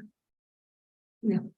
So the Cochrane review was performed to determine the effects of MHT on the prevention of cardiovascular disease. Now we are moving from breast cancer, endometrial cancer, to the cardiovascular risk. There are a lot of randomized control trials where more than 40,000 postmenopausal women were taken into account. And that is giving a similar result when started less than 10 years after menopause. It is reduction in death from all causes of composite type of cardiovascular causes of myocardial infarction. A little evidence that of any effect of MHT on the risk of stroke. And when started more than 10 years, then, however, there is no protection, rather risk is increased. So early initiation of MHT in post-menopause, you can do favors placebo, favors treatment. When we are taking the hazard ratio, it is only 0.7, 0.52. So that is in favor of if we give it earlier. So you can see less than 10 years after menopause, it favors the treatment. More than 10 years after menopause, it does not, it favors the placebo. Therefore, cardiovascular risk, venous thromboembolism, stroke, all-cause mortality, they increase. Therefore, we are not going to give it after menopause is established for the last 10 years. So we are looking, at the cardiac mortality risk decreased with more than 1 year of MHT, but increased after discontinuation. So that is also there. Therefore, it's not that I give it for 1 year and stop and let's see what happens. It's not so. We have to really look at the risk factors. So if you take individually, the systolic blood pressure decreases in normotensive women if they are put on estrogens, MHTs of any types, and diabetes also. The EMS guidelines, the European Society guidelines recommend the use of progestogen with neutral glucose metabolism like dihydrogesterone, natural progesterones, which affects the reduce in the risk of type 2 diabetes and associated complications, because we know T2 diabetes increases at this point of time, and we are the diabetic capital. India is a diabetic capital. So improvement in the blood glucose and insulin response takes place. This is the fasting glucose, the blue one, and this one is the fasting insulin level. both of them are improving if they are in the year 2 when they put on the MHT. So this safety and related recommendation data are here. So if you look at the thromboembolism, favor MHT when micronized progesterone is used and dihydrogesterone is used. But when you are using more androgenic type of progesterone like norethistron, normegestrel, then it's better not to use it alone or only oral estrogens. In those cases, the chances of DVT increases. So similarly, the different types of MHTs, you can see over here, transdermal MHTs, they decrease the chances of thromboembolism. And the other types of hormonal therapies, along with transdermal MHTs, they are decreasing the chances of. So if you're looking at the favorable and less favorable, so in nutshell, this is favorable is less than 60 years, within 10 years of menopause. And when we are giving for the long term, how long to give? We have seen one trial says that if she is getting benefit out of the medicines, then you need not stop at any age. However, we usually look at the stop. Yeah, within 6 months to 2 years, usually the vasomotor symptoms is taken care of, and then we can stop it. So if you look at it, number of women per 1,000 per 5 years of use, when we are using MHT, hot flashes, vaginal atrophy, all our 100% symptoms become better. Only the symptom of breast cancer that is worse. We are looking at non-small scale lung cancers, venothrombotic episodes, strokes, and cholecystitis. These are more. Otherwise, the coronary heart disease, overall mortality, colorectal cancers, diabetes, fractures, everything is less with MHT. So similar, it is showing in 1,000 women over 5 years. If we are using only estrogen, conjugated equine estrogen, everything gives a better result, excepting the risk is over here, deep vein thrombosis. If we add progesterone, then this risk changes. Then if it is medroxyprogesterone, starting from the breast cancer till coronary heart disease, always the risk becomes more. So here is a WHO trial and one Danish osteoporosis prevention trial. Here you can see, looking at the age, this violet is the age one. If it takes the violet bars, wherever there is a violet bar, that is increasing the absolute risk. Otherwise, if it is started less than 50 to 60 years, 60 to 69 years, everywhere we are getting benefit of MHT. Lastly, this one is a mandate that we should use MHTs in premature ovarian insufficiency. We know when menopause starts prior to 40 years, and in India, approximately 1.5%. You can see this is from the Indian district level and household survey, less than where the woman, sometimes, many a times, they say that my age is 40 years. So at that time, she has already passed 50. So this Indian woman, it has come up that less than 40 years menopausal women are 1.5%. The sequelae, all of us know, there is reduced fertility, reduced BMD, increased cardiovascular risk, genitourinary risk, and poor quality of life. Etiology, I'm not going into details, but long-term effects of bilateral oophorectomy has been translated over here. And these are the trial reports, Dutch cohort study, age of menopause and mortality in Japan, etc., where every profile it is shown that life expectancy is reduced by 2 years when menopause occurs before the age of 40 years. So these are the women where we should use MHTs, like this is a Mayo Clinic report, HRT non-user and user. If you look at this, you can see that when bilateral oophorectomy is done before the age of 45 years and MHT is given, their risk of having the overall mortality is much less than those who are not receiving any HRT. And here we are lacking. So many cases of hysterectomies with bilateral salping oophorectomies are done in India before the age of 45. Who bothers to give an MHT to them? And therefore, for POI, the MHT should be given for the vasomotor symptom, yes, genitourinary, yes, bone health, yes, cardiovascular, yes, sexual function, yes. These three reports have not come up on the life expectancy, quality of life, and neurological functions. So thank you very much for your patient hearing. This is a nutshell because, MHT is a very, very large subject to discuss. I think if there are any questions, there are experts in the panel who can also answer. Thank you, Dr. Ratnabali, for such an elaborate and crisp talk, and especially with the all the data saying that where it is beneficial and where it is there are risks. And of course, the very important message which we all have been saying, that it should be started within 10 years of menopause and less than 60 years of age, I think is very, very important. And I'm sure the people who are listening to the webinar, your lecture must be, must have understood that MSC is very, very important and is very beneficial, not only for the symptoms, but also for prevention of lots of disease, especially in POI. And as we Indians have an earlier menopause, our having this problem of menopausal complications are much, much higher. Thank you, ma'am. Thank you. Thank you. Thank you very much. Good evening, Ratnabali madam. Meeting you after a long time on the web platform, and thanks Dr. Komal to involve us so that we can meet madam again. And thank you for your very much evidence-based talk, madam. By your talk, we can understand the safety are more and the problems are less. But in the general population, it is in the mind that safety is less and the problems are more. But we have to keep them incorporating in their mind, and more than that, incorporating the doctor's mind itself, that safety is much higher if it is given at the right time and for the right indication and in right doses. So we appreciate your wonderful talk, and thank you again, Dr. Komal, to involve us in this platform. Rightly said, Dr. Ratnabali and Jyoti, individualize every patient and then individualize the treatment for everyone. Thank you very much. Ratna, hello. Dr. Ratnabali. Bolo. Yeah. It was a wonderful talk and it was nice meeting you after a long, long time.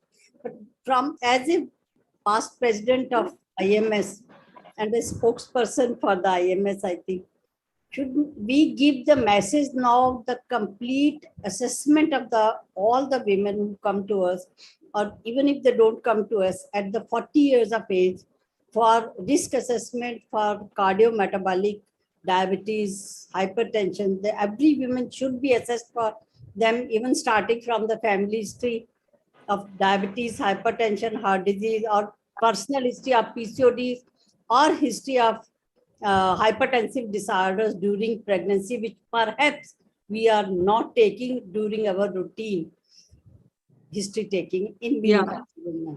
Thank you, Maninder. In fact, we are doing that for quite some, maybe last 15 years. Like Begin said, 14 involves the public awareness, the health camps we are doing everywhere. From Kolkata Menopause Society, we regularly go and do this health camps in the suburban areas, in the rural areas. And believe me, we recently went to very, very distant Adivashis, one village.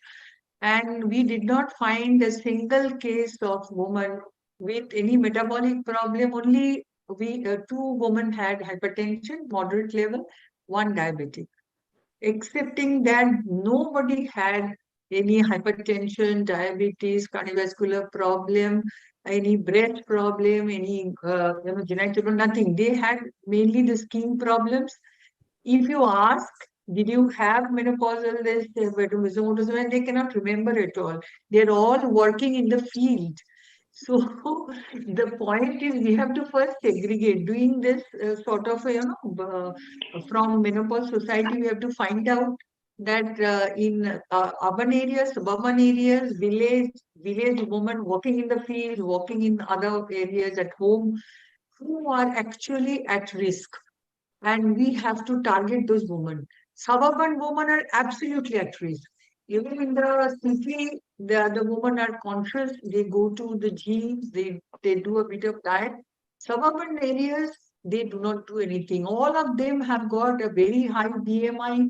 They are diabetic. They never knew that they are diabetic. We are the first people from IMS went and diagnosed diabetes and hypertension in them. So there is a big, big wide field where we can work.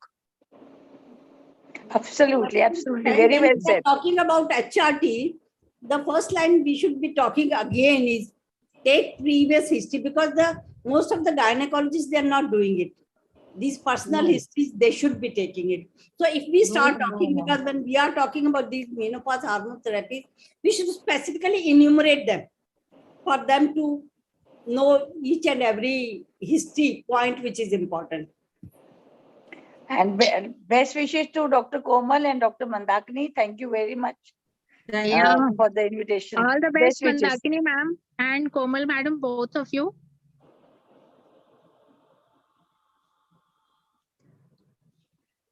Thank you.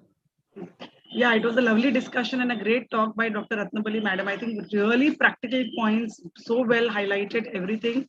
And thank you so much for your wishes, Dr. Jyoti and Dr. Anju and Ratnabali madam. Thank you. Thank you so much. Yes.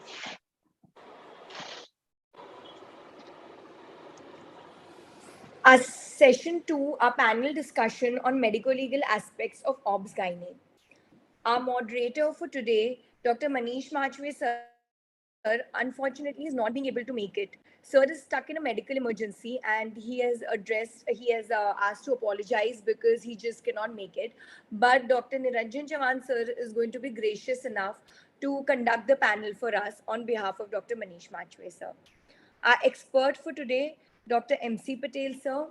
Sir is a consultant obstetrician and gynecologist and a medico-legal counselor, Vice President Foxy 2018, Organizing Secretary AICOG 2017, Honorary Secretary State Organization of Gynecology Gujarat, and the list goes on and on. Sir has multiple awards and accolades to his name. It is such an honor to have you with us, sir. Our panelists for today, Dr. Dilip Walke sir is a consultant in Jupiter Hospital and Medipoint Hospital, Pune, Chairman Ethics and Medical Legal Committee, Foxy, President Pune Obgyny Society, co-author Foxy Uniform Consent, and advisory board member of Dr. Prax's Telemedicine Solution. Dr. Nikhil Datar sir is a gynecologist, obstetrician, and laparoscopic surgeon with 32 years of experience. He's a senior consultant in multiple hospitals and Cloud9 Hospital in Malad. Sir has experience in handling high-risk pregnancies, ovarian cysts, endometriosis, and the list goes on and on. Sir has received 2 gold medals as well. Dr. Rajnikant Contractor sir is a member of XCSB, which is Central Supervisory Board, PCPNDT, Health and Family Welfare.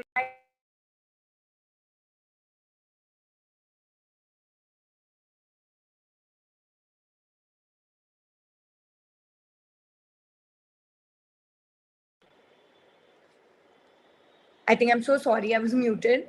Dr. Rajnikant sir is the member of XCSB and Health and Family Welfare Government of India, Chairperson of National Infertility and Art Bill ISAR, member of Advisory Committee MTP Act Government of Gujarat, core member of PCPNDT Cell Foxy 2015 to 2018. Our next panelist, Dr. Rahul Wani, sir, is the president and MOGS with 17 years of experience. Sir has also offered his regrets because he'll not be able to be a part of the panel. Dr. Varsha Lahade, ma'am, is the president, Nashik Obstetrics and Gynecological Society 2022-23, zonal coordinator of AMOGS, past organizing secretary of NOGS, past joint secretary IMA, National Faculty for Gestosis, Director of Prayag Hospital, Nashik. We welcome you, ma'am. Dr. Mona Shroff, ma'am, is a clinical director and consultant in Nova IVF Fertility, Surat. She's an ex-associate professor of SMI-MER, master trainer of EMOC program, master trainer of clinical training skills course accredited by the JPAGO, Iron Donald Diploma in Obstetrics and Gynecological Ultrasound, life member ISAR and IMS. Dr. Ashok Shukla, sir, is an infertility specialist with 20 years of experience, practices at Sai Ashirwad Maternity and Nursing Home, Mira Road, Mumbai. Sir is the FCPS in Midlife and Gynecology from Topiwala National Medical College, and sir has many accolades to him. Dr. Rajendra Tiwari, sir, is the director cum proprietor of Shri Maternity and Nursing Home, Danau. Sir is also the IAAC Executive Committee member, Managing Committee member, and area representative of Jogeshwari and Dahisar, AMC Mumbai, member of MTP Committee and Negligence Committee. His present in many papers, has rights related subjects, and the list goes on and on. We welcome our panelists and we welcome Dr. Niranjan sir to please come and moderate the panel for us. Thank you. Thank you so much, Dr. Tanushree, and I welcome all the esteemed panelists who are there. They are eminent medico-legal consultants from Foxy and have a great contribution to their local society and to our gynecologists who are having issues regarding the MTP Act, regarding the POSCO patients, regarding violence against doctors. So I welcome each one of you, and it's really great to have all of you. So basically, this is an open forum. I do not have any slides. We don't need any slides. So it is just the questions will be asked to any of the panelists. They have to give as per their experience. All of them are my friends, and I have great क्या respect. बोल रही थी Amina? I have a great respect for them. I तो would 10 बजे के किसको बोलोगे? I would request the host to please mute the members. Thank you. Nice to see you, Dr. Dilip. Well, I'm Hi. yeah, I'm doing locum for Dr. Manish as he's stuck up in a PPH case. So, so we begin with the MTP Amendment Act. Dr. Dilip Warke, there are still patients which come to us who are more than beyond 19 weeks or other 20.2 or 20.3 weeks. And now the MTP Amendment Act is done and it is increased. But there is still confusion amongst them that do they have to go to a medico-legal board or do they have to go to the court or something like that, because here also, if you see all the states of India and also in the districts of Maharashtra, not everyone has got the medical board being founded in each and every district. Say even in Chandrapur they don't have, even in say very distant like Konkan area also they don't have any board, so they refer cases to JJ hospital. So what is your take on this when such a patient comes in at say 22 weeks, 23 weeks? So are they eligible for a direct MTP, and what things, precautions a obstetrician has to do? So, Niranjan, when it comes to an MTP beyond 20 weeks, let's divide it between in two parts. One is 20 to 24 and beyond 24, because the statutory requirements for both these situations are different. So if we are doing an MTP between 20 and 24 weeks, number one, opinion of two RMPs is required. So this is a change. And there was a time when we used to ask for two opinions even for an MTP between 12 and 20 weeks. Now, up to 20 weeks, there is no problem. We can take an opinion of one single RMP and go ahead and do the MTP. But when it comes to an MTP between 20 and 24 weeks, those indications which were there for our MTP up to 20 weeks have a little change. And the little change is that you have to just refer to the Form E. Like when we are doing an MTP up to 20 weeks, there is a different form. But when you're doing an MTP up between 20 and 24 weeks, there is a Form E where the indications are absolutely properly mentioned. So the indications go like this, that you can do it for a survivor of a sexual assault.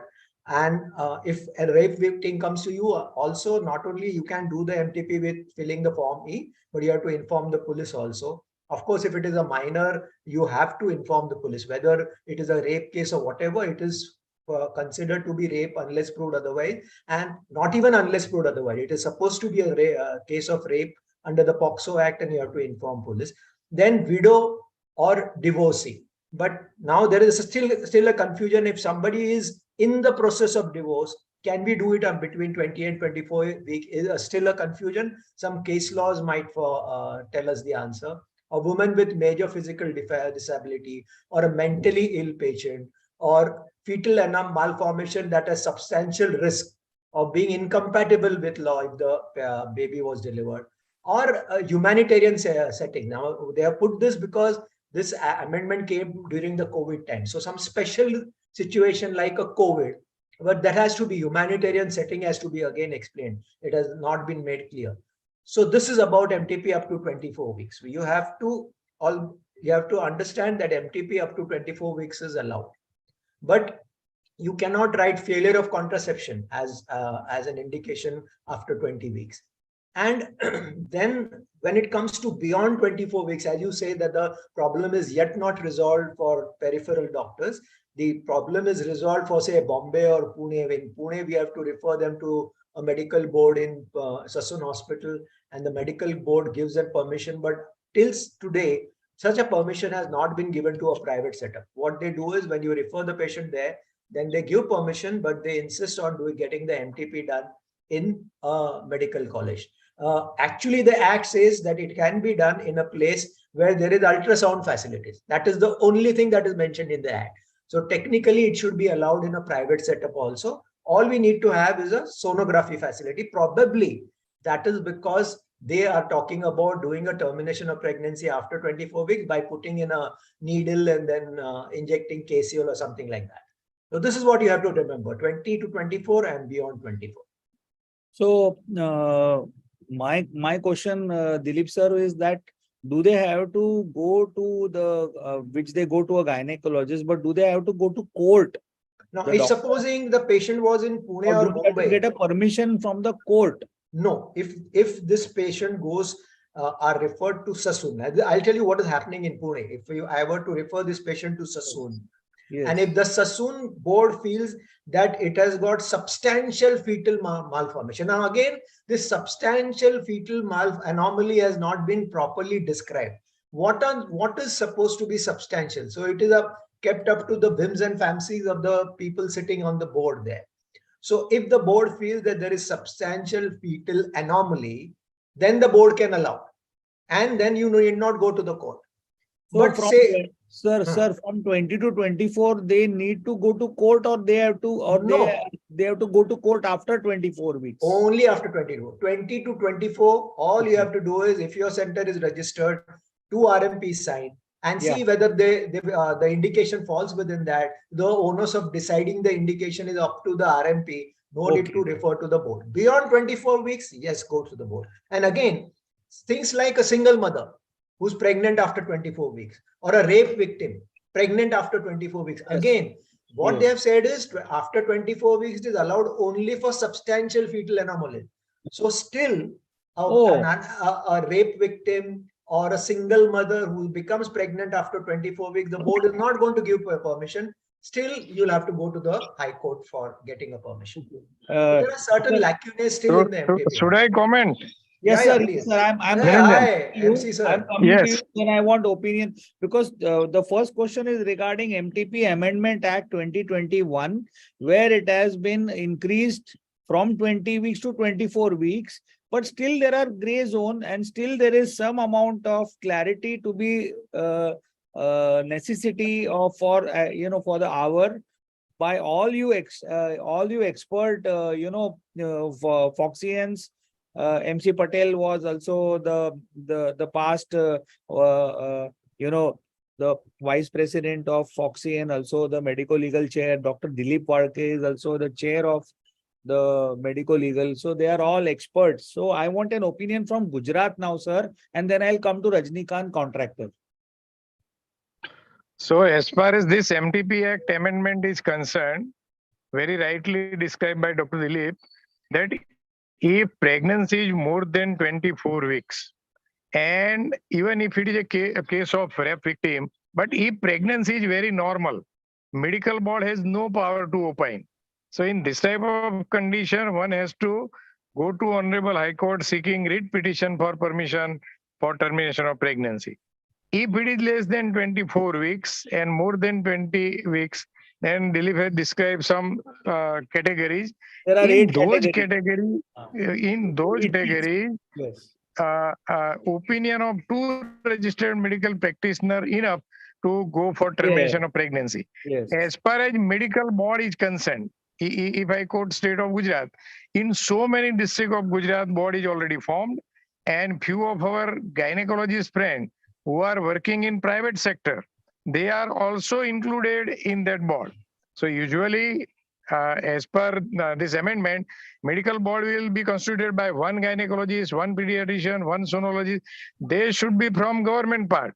Yes. But they may invite 2 to 3 more persons in the board, and in that clause, uh, appropriate authority of respective district have invited our Foxian friends also in that board. And in so many of district of Gujarat, board is already working, functioning. Yes. Thank you, Dr. MC Patel sir, for that heartening news that you have medical board in most of the districts, and even they have included private. I think Maharashtra also, there is a AMOG's MTP committee. Dr. Komal is the head, and she has already sent letters to all the district hospitals under the leadership of Dr. Rajendra Pardesi, and we are also working in Mumbai city. We have at JJ Hospital, and that takes into consideration. It has a panel of 7 to 8 doctors of various fields, and they decide and they give a just decision. Now I come to Niranjan, just now that Komal is working on this, please ask Komal to do all the advocacy that she can to actually enumerate all those substantial fetal anomalies, because only then it will not be left on the whims and fancies of the board. So if all those are enumerated, since Komal is working on it, please tell her to do a little bit of on that also. And the second thing is, the board is going to comprise of somebody who is going to be a pediatrician. Now, pediatrician essentially cannot be a registered medical practitioner under the Act.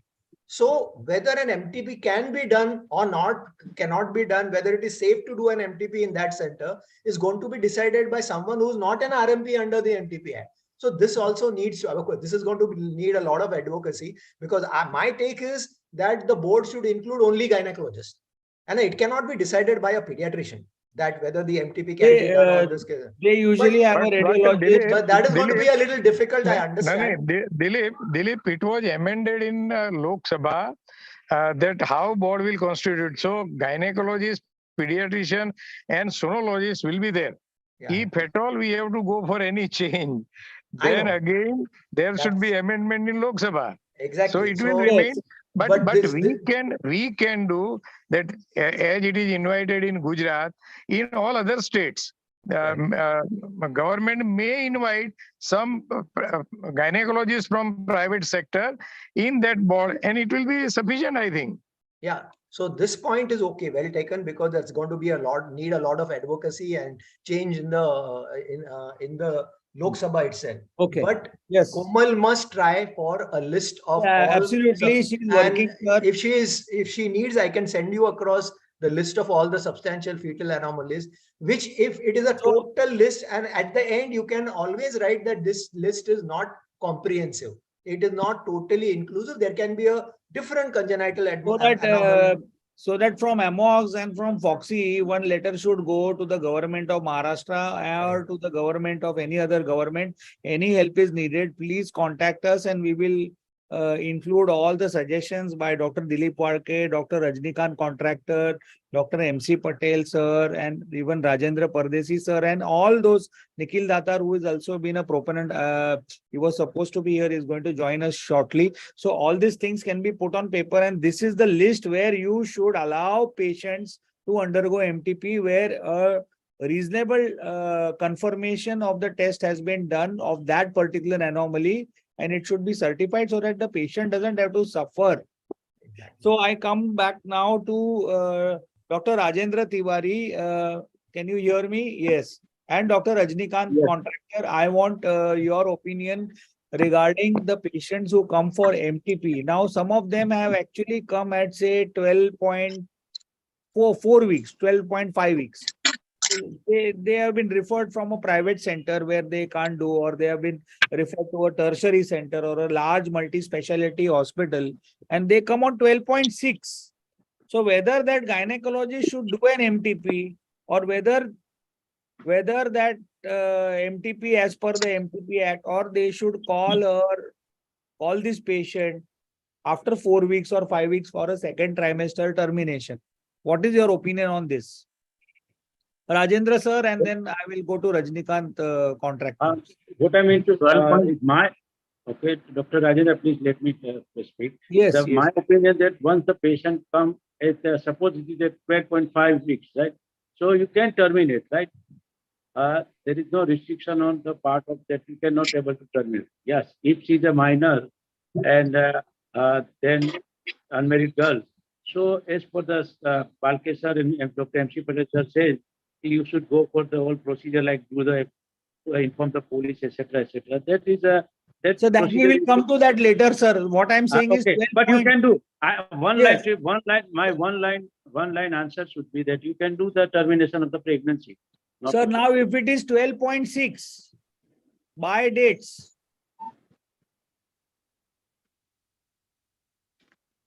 Rajendra, Rajendra, We can do, sir. You reply now. We can- Rajendra, We can do, sir. 12.6. Because the indications, yeah, we can do. Because the indications up to 20 weeks are almost same, and we can do. And So one they- gynecologist is required. So initially One there was, gynecologist is required for sign. yeah. So initially one Previously, beyond 20 gynecologist- weeks, 2 gynecologists were required as opinion makers, RMP. Okay. Now only one is required till 20 weeks. So I think we can do So it if the total center is for- registered up to 20 weeks. If the So- center is not registered up to 20 weeks, then one should not do because No. the center. As per the MTP Act, see, MTP Act Amendment 21 has happened. Initially, there was one gynac only till 12, and now it has increased to 20. So 20 now weeks. gynecologists do not have to reapply again for a change in Yeah. that MTP. They are continuing. Yeah, but- So now those and all the centers are having not up to second trimester. Some of Yeah, them are that's- only doing medical abortion in a OPD, or they are attached to a nursing home where they have an ultrasound machine for which they take PCPNDT, application from say F South or your local body, which is there, or the district, and also for the MTP Act, which is only for the first trimester. So has it been increased? Now that first trimester, is it increased till 20 weeks? No, sir. From the authority, from the local Those which are authority. 20 weeks. I'll Sir, make I am it in the clear. MTP committee of my district. Those up to 20 weeks, they are being given like 20 weeks tak jo registered hai, they are by default their registration becomes extended to 24 weeks. And So those who my are first nursing trimester, home is very- registered, sir. My nursing home is registered for 20 weeks. So I understand 20 weeks I can do first as well as second trimester. For second trimester, you need to have an OT setup, you need to have a blood bank which is nearby, you need to have anesthesia trolley, etc., and all that TL, etc., whatever. But I'm talking about those centers now who are having only first trimester registration. Shall I make it clear, Niranjan? Now, they should Dr. not do. Dilip. Yeah, Yes, I'll make now it I'm coming clear. to Dr. Dilip. Yeah, I'll make it very clear. See, you have an MTP license either up to 12 weeks or in the old license, either up to 12 weeks or between 12 and 20 weeks, right? You've got that. Those who have got a license up to 20 weeks, by default, they become 24 weeks. By default. Yes. All you have to Yes. do is go to the appropriate authority. In Pune, what they're doing is they just tell us to come to them and they will write on that license now up to 24 weeks. That's the only thing. Every local authority may have a different way of tackling it. In Pune, what they have told us, please come back with your licenses and we'll write it on the license that now you're allowed to do MTP on up to 24 weeks. But those who have those old licenses only up to 12 weeks, please do not attempt to do an MTP up to 20 weeks. You are not become default license up to 20 weeks now. You continue to do. They your cannot do MTP. even 13 weeks. They They cannot do 12.5, 12.6, 13 weeks. They cannot do. Only restrict to your MTPs up to 12 weeks only, as you were doing before. Right? Yes. So this is Yes. the clarity. Yes, I think that's very important. Now, I think we have covered all the gray areas of MTP Act, and I really am thankful to all. Now we move on to Dr. Rajnikant Contractor. Rajnikant Contractor, sir, has been a very good friend of Foxy in 2013, 2014, 14, 15, 16. We had filed also, Supreme Court appeal for the PCPNDT Act. And he, along with Dr. Prakash Trivedi, Dr. Jaideep Tang, have contributed a lot. And as a result, there are a lot of changes which have occurred. In those days, I think 10 years, 8 years back, there used to be a lot of chaos of PCPNDT Act. Lot of raids used to take place all over India. Lot of genuine people were also harassed because of that. And Dr. Rajnikant Contractor was also a member at the central level, where he has helped many gynecologists along with other predecessors, and later on Dr. M C Patel and Dilip Warke. Sir, now what is the scenario of PCPNDT Act? We nowadays do not have that hulla gulla of PCPNDT Act. Has it been streamlined now? Everything about the registration, about the documentation of the machine, about the form filling, about the details, signature, etc. How is it going? As a authority of PCPNDT Act. As per the act, everything is going very smoothly. But again, I'm telling you that this law is implemented differently, interpreted by different way by the so many authorities. Suppose in our Gujarat, we are going very smoothly. In Maharashtra, the authority said now you should have to fill this form. Suppose in IVF, right? They're demanding filling the so many forms. In Gujarat, we should not require to fill any forms, etc. Again, if you required to renew the your registration, better to apply the 3 months earlier. In the act, it is written that you should apply 1 month before, right? But our advice is that apply 3 months before. 3 months before, because Renewal. it is a dim renewal, so you should not have faced any problem. So as far as the PCPNDT Act is concerned, it is going very smoothly. But same scenario should be there. Authority are not interpreted in proper way as per the act, because all the gynecologists are knowing this act very well, but authority are still. I had daily contact with so many authorities, and they have a problem. They phone me, but again, their interpretation is not in a proper way. So our gynecologists, our friends are really suffering some harassment, but ultimately, my humble advice and to all the friends that you should follow whatever they written the act. You should fill the form F, whatever the written in the act. You should fill the 2 forms, right? 1 form should be submitted. 1 form should be with your reference slip, report, and all the things should be kept for the 2 years, right? That is a normal. If you see the form, it is very easy to fill, etc. So better. Anyone have a problem, definitely Dr. Niranjan and Komal Madam, you can give my number. I will always, like M C Patel and Dr. Balkes are always with the Foxy friend. Definitely will go advise totally free whenever they needed. Thank you, Dr. Rajnikant. Dr. Should MC I, Patel, your Niranjan? comment? Yes, sir, your comments, please. Due to strict implementation of PCPNDT Act in beginning, now figures are getting improved. So government is also pleased and not harassing doctor as they harassed in past. So number of cases, number of search, number of seizures, number of issuing notices, they have reduced nowadays. So it is little easier for gynecologists. But rightly said by Dr. Rajni, that interpretation on part of appropriate authority differs from authority to authority, and many a times in the same authority from time to time. So it is very difficult one. But as compared to past, it has become little liberal one as far as implementation is concerned. Patel sir, ये तूफान के पहले की शांतता है क्या? पता नहीं, because when it comes to PCPNDT, when it comes to that, I always get nightmares about PCPNDT. So now that everything seems to be quiet, is it really quiet? I mean, should you take it easy now when it comes to PCPNDT? No, it depends upon the district also. In a district in which figures are improving very fast, they are little more liberal. If I can quote district of Dang, in district Dang, male to female is more than 1,000. 1,000 male, female more than 1,000. So in those districts, appropriate authority is not so strict. But if it is less than 900, or if it less than near 800 rather, then naturally there will be pressure on part of that appropriate authority from government, central government also. And then that appropriate authority will have to work and react in that way. And so they are strict as far as search is concerned, seizure is concerned. or filling up the forms or inaccuracy in record, etc. So it depends from for district also in which figures are improving.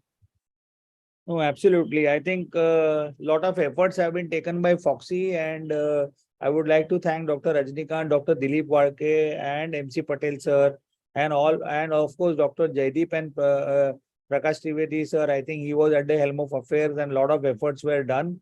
And as a result, it was Tanushree. We are not winding up. Don't worry. There are many questions to be there, but we are always there to see you. There is no problem. Thank you. So now we move on from PCPNDT, from MTP Act, we go ahead to the POSCO Act. Now, now this is the actual problem which we gynecologists have been found with problems.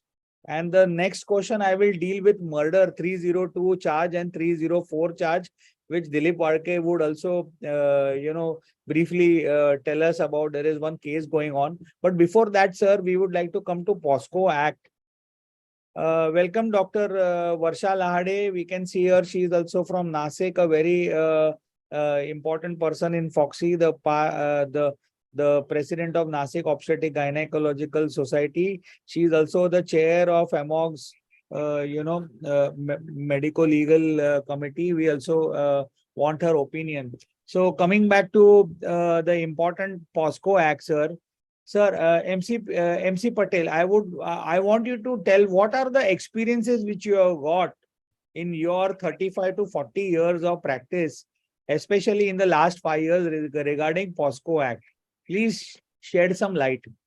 So as far as POXO is concerned, it was enacted in 2012, and there were some amendment in 2019 also, and some strict implementation were done in 2019. And particularly when victim is less than 16 years, then imprisonment was increased up to lifetime imprisonment.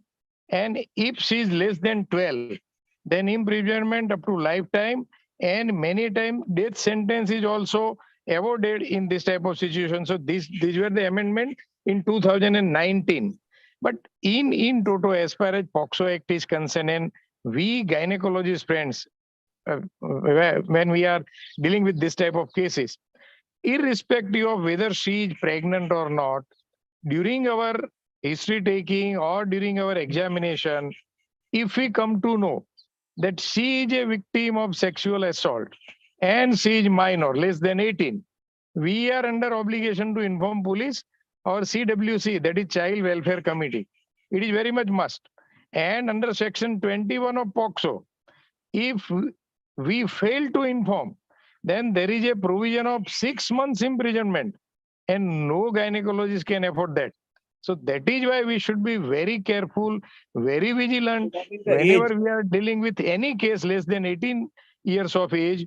And if at all we come to know that she is a case of sexual assault. Okay. Now, in such cases, when the patient comes to our hospital, we are taking the history. She gives allegations. Most of these girls who are coming, sir, they change their history. They will tell at say 6 p.m. that they were assaulted by an unknown person. Next day morning, they will go and tell that no, it is a known person. Third day, they will say something else.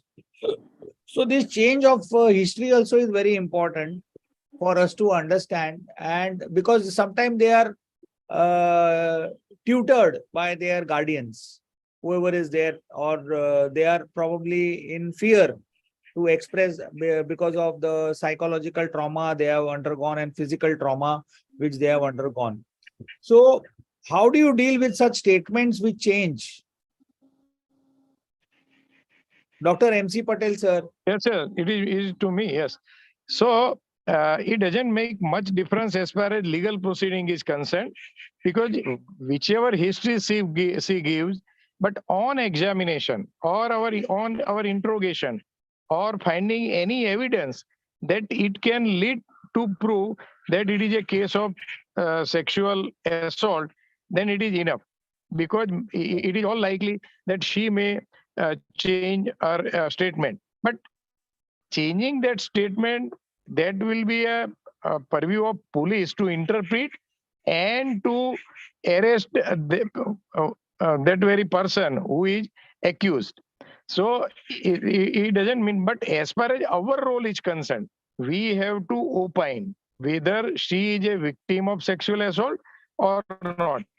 Let me put in a simple way. Say, for example, many times minor girl is brought by her mother with complaint of vaginal discharge. And on examination and doing investigation, we come to know that she is a case of sexually transmitted disease. And during interrogation, many times patient gives history of exposure to her boyfriend.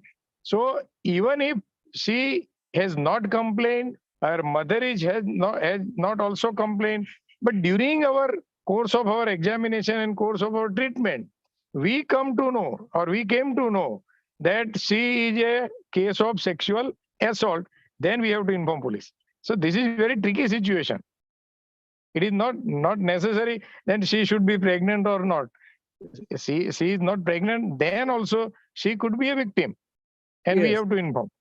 So it is very important. And Dr. Dilip Wadke, I want to ask you one more question. Do we ask Aadhaar card of the patient to confirm her age? Yeah, actually, I mean, there is nothing mentioned in the act that you should ask for it, but the onus of proving, suspecting whether she is more than 18 or less than 18 is ultimately upon us. So it's a good practice to ask for Aadhaar card. Now, Aadhaar card is asked for everything. In my hospital, it is compulsory that in the OPD, even if they're coming for any OPD, that person may be 80-year-old. But then we ask for Aadhaar card. See, initially there was a knee-jerk reaction. ये क्या आप लोगों ने शुरू कर दिया है? Why are you asking this? Yeah, but then when it goes in the muscle memory, now everybody knows that if you want to go to Medipoint Hospital, then at the counter they ask for Aadhaar card. So they bring that Aadhaar card, and even if they have not got it, then I tell them आपके कोई relative को घर भेजो और Aadhaar card लगेगा, आगे के documentation के लिए लगेगा. So that is one thing.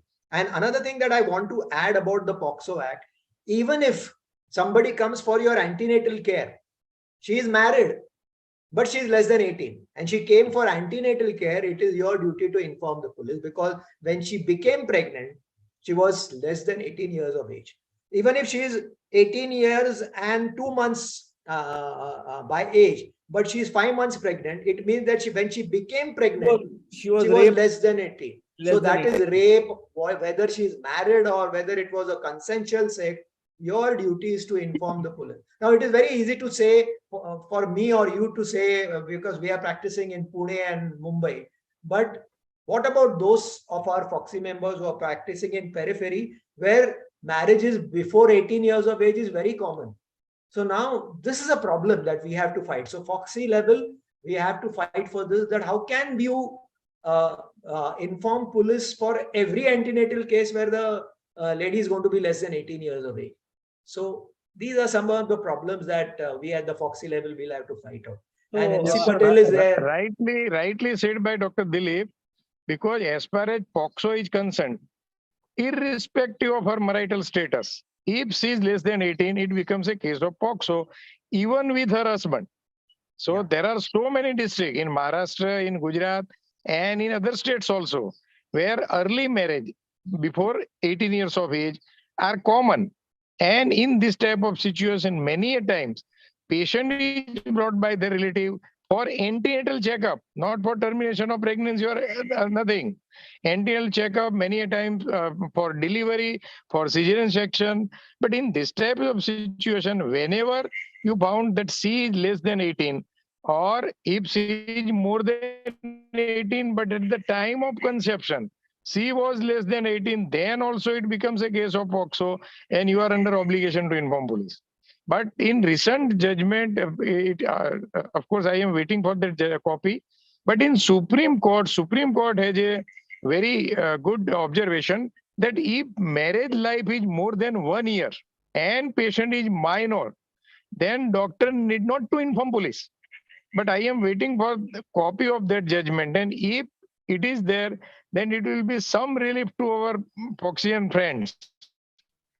Yes. If she is married since more than 1 year, and if she is less than 18, no need to inform police. Which means, Dr. MC Patel, what the Supreme Court is saying, if you want to marry at the age of, before the age of 17, and then become pregnant. यानी और भी छोटे इसमें शादी करो, 1 साल रुको and then become pregnant.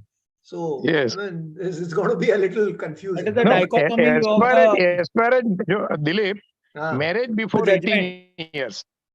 No, marriage before 18 years, it is not illegal. It is irregular. In eye of law, it is irregular and it is voidable if any partner wishes to quit this marriage relationship. So fine, it fine. is irregular marriage. मैं बोल रहा हूँ that is all okay, but what Supreme Court ये अगर judgment आया तो basically what Supreme Court is telling all those people in Maharashtra who are getting married before the age of 18, उनको ये बता रहे आपकी शादी जल्दी करो, 1 साल कुछ मत करो और 1 साल के बाद प्रेग्नेंट हो जाओ, फिर आप 15 years में भी प्रेग्नेंट हो जाओ. Yes, So there could be interpretation that way also. Smart lawyers will help our patients there also. So Like Dilip Walke. Not like me. I don't practice law. I want opinion. Thank you so much, sir. Very relevant points you have taken. I want opinions from Dr. Rajendra Tiwari, though he is very busy in his consulting. We can see him. Dr. Rajendra, can you hear us, please? Dr. Rajendra, yes, we want your opinion about POSCO Act and your experience which you have gone through of some cases. Sir, regarding POSCO Act, can I speak now? Yes. Yeah, sir, regarding POSCO Act, I'm working in a predominantly tribal area of the Palghar district. So there are various sources of law. One source of law is custom. Here is the custom of marriage before 18 years is very common. I go to government also for human development index camps, wherein the antenatal cards are made by the government of a woman or girl who are 16-year-old, and they don't take the cognizance. So if we take cognizance, the entire community goes against us, because that boy is also not wanting and the girl is also not wanting to go to the police, because there is unnecessary harassment. That boy gets arrested. So I think if the living in relationship has been allowed, as sir was telling, there is a court judgment which says the living in relationship itself is a marriage. South in Madras Court High Court judgment it was, and there are various other Supreme Court judgments also.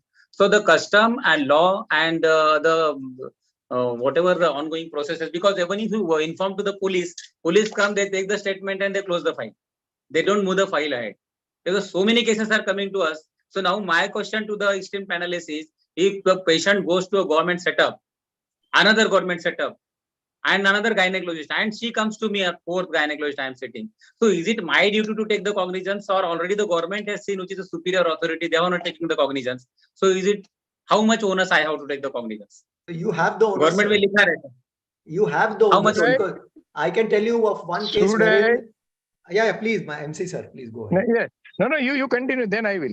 No, I just wanted to inform the whole delegates about one case wherein sonography was done on a lady who was less than 18 years of age. Now she was 17 years of age. Sonography was done.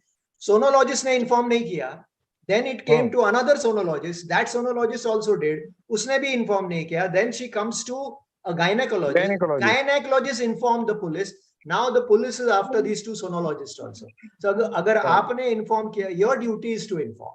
फिर उन लोगों ने किया नहीं किया, वो that is another thing. And I can understand, Dr. Tiwari, your problem, and that is exactly the reason why I feel Foxy should do some sort of an advocacy to save our members like you. It is going to be very difficult for you to practice in a Adivasi area if this becomes a hurdle in your practice.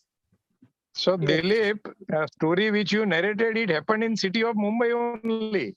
Yeah, Mumbai. Yeah. In city of Mumbai only. Yeah. But as far as Dr. Tiwari is concerned, whichever number of person who is attending, third, fourth, he is under obligation to inform police. Whether prior 3 persons who examine patient has informed police or CWC, it is not our lookout. We have to inform. If at all we come across to see any type of patient less than 18 and having any sign of sexual assault. Yes. So I think regarding POSCO Act, it is very important. In short, you have to inform the police if there is a discrepancy of the age. To be on the safer side, better have an Aadhaar card, even though it is not mentioned in the Act. so that you are still on the safer side. Tomorrow, if any issue comes up, you have all the proofs that when the patient had come, she had told that she was 18 years of above. This is her Aadhaar card and this is the document. Now, whether that Aadhaar card is forged or whether it is counterfeit or something, that is not your lookout. But this is very important and you have to inform the police. And it is your obligatory duty. Otherwise, you will come into problems.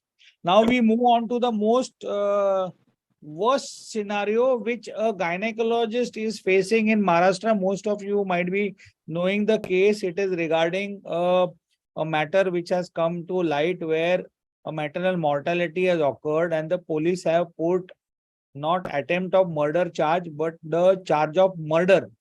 I hope you are aware of this case, Dilip sir. Yeah, I'm aware of it. But I think let's involve some other panelists also into this, because this is a very new case, and I think there are other panelists also. Please involve them. And MC and the matter is sub judice. Yeah. So obviously the matter is going in the court, and there has been also a request from the president of that society particular. I do not want to name any particular person, but generally such situation has never arisen. I want your comments on this, Dr. MC Patel, sir. Can a doctor be charged with a murder in a maternal mortality case? Usually, because 302 part B. Yes. Let me clear with 3 words only: intention, knowledge, and care. So it is very clear in law under section 299, 302, etc., that anybody inflicts any injury to anybody with intention to cause death, then it becomes a case of murder. If anybody has knowledge that whenever he inflicts any injury to anybody, it is sufficient to cause death in ordinary course of nature, so he has knowledge. So it becomes a case of culpable homicide, not amounting to murder, and it is section 304. And any death due to rash and negligence, it becomes a section 304A. So usually in our practice, section 304A should be applied. There was interpretation in so many cases on part of Supreme Court also. But in that very case, which you referred in, which happened in state of Maharashtra only, court has taken cognizance of section 299 subsection C. And it is very dangerous thing. And even if it was not intentional, then also court has informed police to make a charge sheet as far as intentional act is concerned. So this is very serious matter. But this case should be well fought, because I don't think there should be any adverse judgment against doctor if this case is fought very nicely. Because no doctor has any intention to injure or intention or to any patient to injure or to cause death. So if we can prove, I'll make it very simple, Niranjan, because when the lawyers talk now, वो culpable homicide and वगैरह वगैरह बोलते हैं, अपना यहाँ ऊपर से चला जाता है. आपको है ना, मैं explain करता हूँ. One is, it is 302 is just not done. I mean, when you are doing a surgery and the patient dies, it cannot. I mean, nobody wants the patient to be killed unless it is proved in the court of law. And as Dr. MC Patel says, in this case, 302 तो applicable होता नहीं. It has to be well fought because no doctor has an intention to kill. जैसे doctor ने बोला, 3 चीजें देखनी है: conduct, intention and knowledge. Right now आपके पास, आप जब ऑपरेट करते हो और पेशेंट मर गया, conduct is there? Yes, conduct is there. Intention is there? No, there is no intention. Knowledge is there? Yes. अभी इसमें प्रॉब्लम आता है, because if there is no intention but conduct and knowledge, then it is 304 part B. लेकिन police क्या बोलता है? आप तो डॉक्टर है, आपको तो नॉलेज रहता है हर इसका, तो इसके लिए व्हाट दे से, या आपका इंटेंशन नहीं था पेशेंट को मारने का, लेकिन आपके पास कंडक्ट है, आपके सर्जरी से पेशेंट मर गया और आपको नॉलेज है बॉडी के बारे में, पेशेंट ये करने से मर सकता है, वो करने से मर सकता है. इसके लिए what they were doing is mischievously they were putting us inside under 304 part B. The typical Salman Khan case. Salman Khan ने दारू पी के गाड़ी चलाया, पेशेंट रास्ते पे लोग मर गए. सलमान खान का कंडक्ट था, यस, उसने दारू पी के गाड़ी चलाई, सलमान खान का इंटेंशन था क्या? नहीं था. But Salman Khan को knowledge था क्या? Yeah, Salman Khan had the knowledge that somebody can die if I am going to drive a car when I am alcoholic. So 304B was applied, wherein punishment is more 10 years, it is non-bailable, vagara, vagara. But in our case, it is conduct.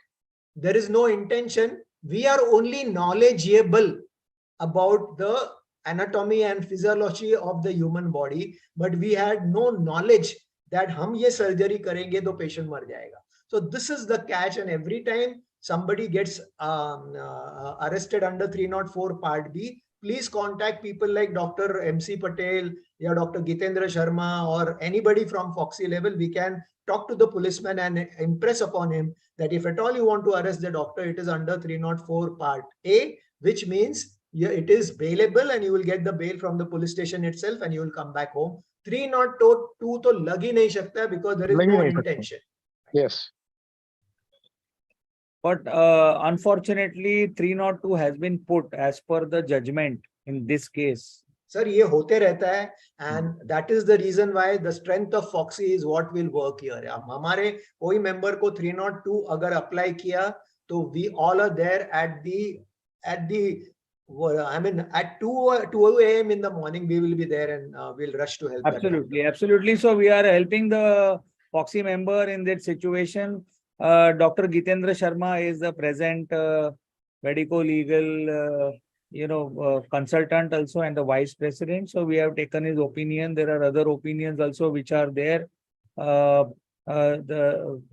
think these people have appealed also for this getting the bail, etc. So I think we are going in the proper direction and hopefully the thing should be turning in our favor. Last one word from each of the panelists. I would request you how to have a safe practice. What would be your guidance to them, each our members? We have got today, I have come to know that we have 100 registrations which are live and 120 views are there on the YouTube plus on the YouTube channel of Dr. Komal. So we will be having approximately 450 members who will be there around and they are going to see in the next few days also over a period of time. So one last liner from each one of the panelists, esteemed panelists, how safe can you make your practice? And so that you do not come in any of the issues of... Dr. Niranjan, please give me the Yes, chance. So my yes. take home message to the whole is that whatever the written in the act, you should follow. Don't feel any sympathy with the patient because this patient will also sue you. So whatever the written in the act, you should follow it and make the each and every minute in a documentation. If your documentation is perfect, documentation. Yeah, that whatever you had done, suppose in the MTP, PNDT, whatever it is. So you should have to make the documentation is perfect, and that will definitely, if something is going wrong, that will also save you whenever if there's some court matter is there. Thank you, Dr. Niranjan. Thank you, sir. Thank you, Dr. M C Patel. Your one-liner for safe. So it is very, very important to comply with the provision of law. Whenever you are practicing either abortion services, sonography services, and with this newer act of ART and surrogacy, so whichever practice you are practicing, you should strictly adhere to the provision of law, whichever provisions are pertaining to that very practice. Your center should be registered, you should be qualified one, you should not cross your limit. Whichever practice you can and you should. To cross limit becomes very dangerous many times in few of the cases. And just rightly said by Rajni also, patients may go hostile anytime. So of course we are here to help any of our patients, but not at the cost of our safety. So it should be very clear, be helpful to any of your patients, but not at the cost of your safety. Thank you. Well worded one-liner, sir. Now I move on to Dr. Dilip Warke, sir. I mean, there was one advice that was given to me by Dr. Sancheti, who is a Padma Shri and an orthopedician in Pune. He said, डोक्यावर बर्फ आणि तोंडात Sakar. Sakar. So yeah, so this is an art of communication. If you know and I can tell you there have been complications in that in some of the hospitals where the wrong foot was operated. There I can tell you about one case that instead of operating on the right eye, left eye was operated. But that doctor communicated with the patient so well, and he told that पहिलं हे NEET करायचं, नंतरच हे NEET करायचं असतं. So all that you have to understand and you have to learn is the art of communication. If you learn that, then कुछ भी करने की जरूरत नहीं. Then people like MC Patel and Gitendra Sharma will be out of business.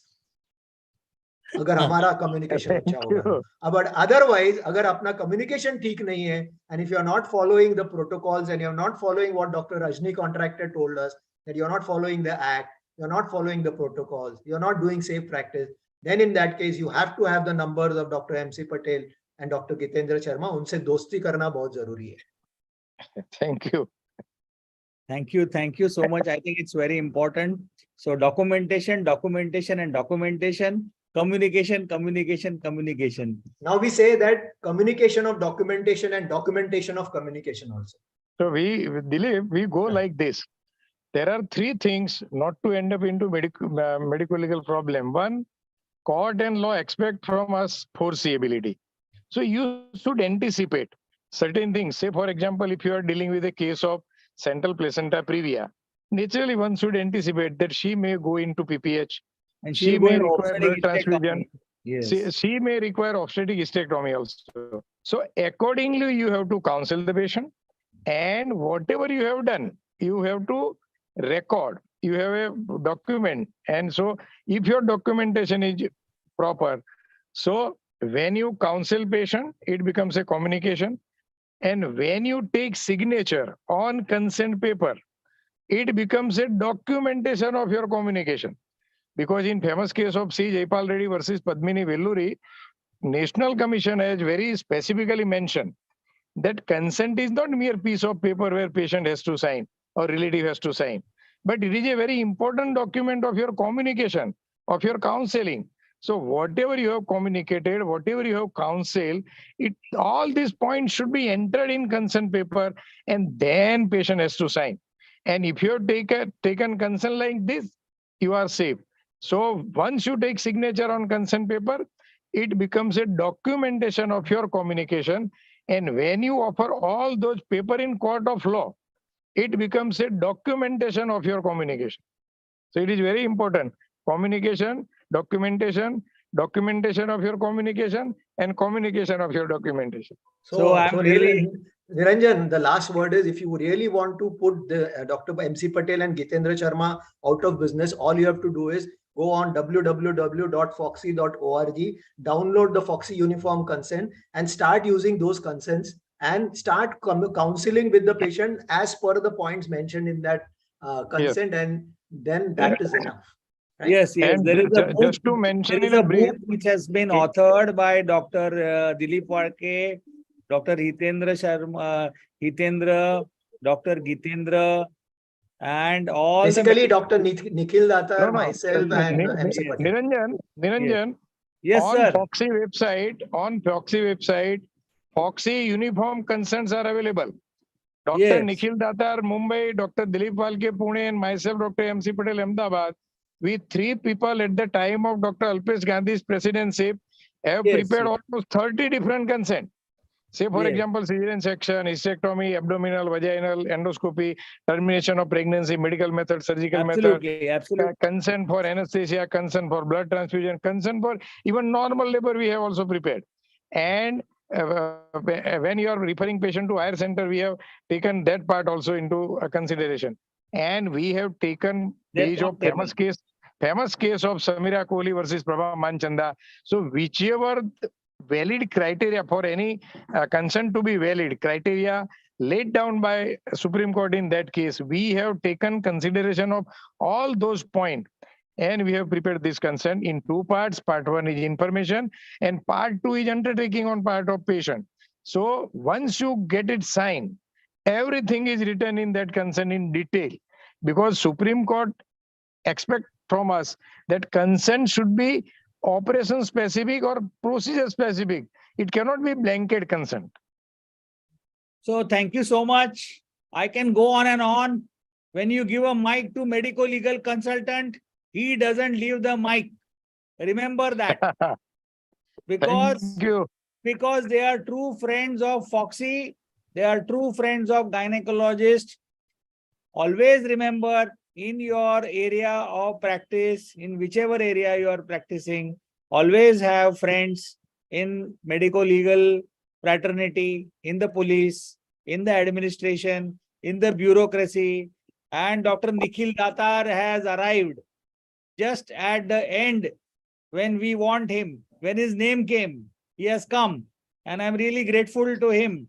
Lot of judgments regarding MTP has turned over, lot of petitions. We all have been a part of this journey.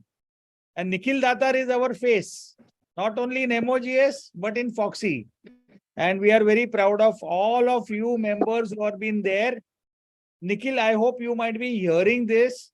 And I can tell you the task series which has been started in 2021 under the aegis of AGOG. Aegis of AGOG is Academy of Global Obstetricians and Gynecologists, started in 2019 with the blessings and patronization of 6 patrons from the 6 continents. We have Dr. C.N. Purandare sir from ours, from Europe. We have our European friends who are there from Australia. Atul, Mr. Rane is there. From Europe, we have the RCOG. From Latin America, we have Ivona, and from USA and Canada, we have got Jean Condre, and from Africa, we have Madam Annie. So all these things have come together, and that's why we are going. This has been broadcasted all over the world. Nikhil Datar, before we wind up, I want your opinion and statement, one-liner about safe practice in obstetrics and gynecology. What should be done by the gynecologist to be safe? Nikhil. So I think I will answer this literally in one single sentence, and that sentence is documentation, communication, and not going beyond the safe practice guidelines. Know your limits. So each one of our know your limits. Know your limits. Are set. The limits are either set by your own national bodies who come through certain policies, certain practice guidelines, and even as an individual, it is always a good idea to know your own limits as an individual and unnecessarily not venture beyond that. Take help of the colleagues in the right situation at the right time, and basically be safe than later on being sorry. So absolutely great to have all of you. I can see the task series which is coming up to end now, medical legal aspects and midlife crisis, midlife management. We had the largest number of members today attending the medical legal panel with such a big luminaries from all over India sharing their experiences. This can go on and on, but we need to stop now. I have not taken into consideration the new ART bill and its issues. We will consider that next time, but I think we have covered most of the program. I would like to hand over the mic now to Dr. Tanushree Pandey, who is very happy now that the panel has come to an end. She is a very big Instagram influencer. You should go through. Now we have gynecologists who are Instagram influencers. They have followers to 15K, 14K, 22K. But that's the amazing power of social media. I hope one day your patients do not use your Instagram bites against you. So whatever you do in the domain of law, and see that the best things, best practices is to be done. This is, I would like to just have a word to all of you. I have got so many members and I'm very proud of you. The younger generation is using the Instagram model. They are using the Facebook Live. But remember one thing, whatever you are documenting now, whatever the live feeds which are going on, it should not go against you. So that's very important. Thank you so much. Thank you so much, sir, for your kind words. It's an absolute honor to see you just take the whole panel so beautifully as if you had just prepared it. Thank you for coming in the last minute. It was an absolute pleasure to hear you and all the dignitaries. Thanks a lot, sir.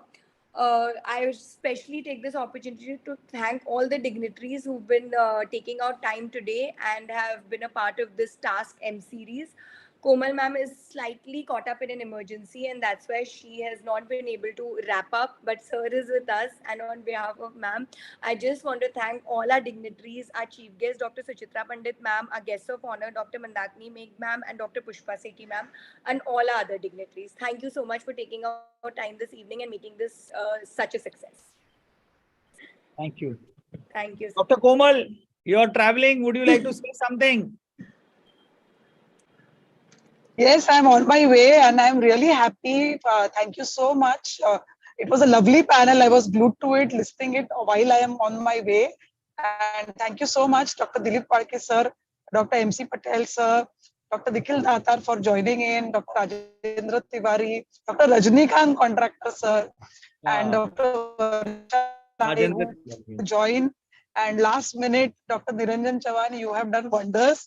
I think it was just 1 minute when the panel was about to start, we got a message, and I think you have just done it as if you were prepared. And I can see Dr. Ratnabali Madam also there till the end. I thank her for excellent talk. It was such a lovely talk. When you hear from such experts, your all concepts become. So I think we have real great take-home message by each and every faculty who had joined today. Thank you, Dr. Ratnabali Madam and Dr.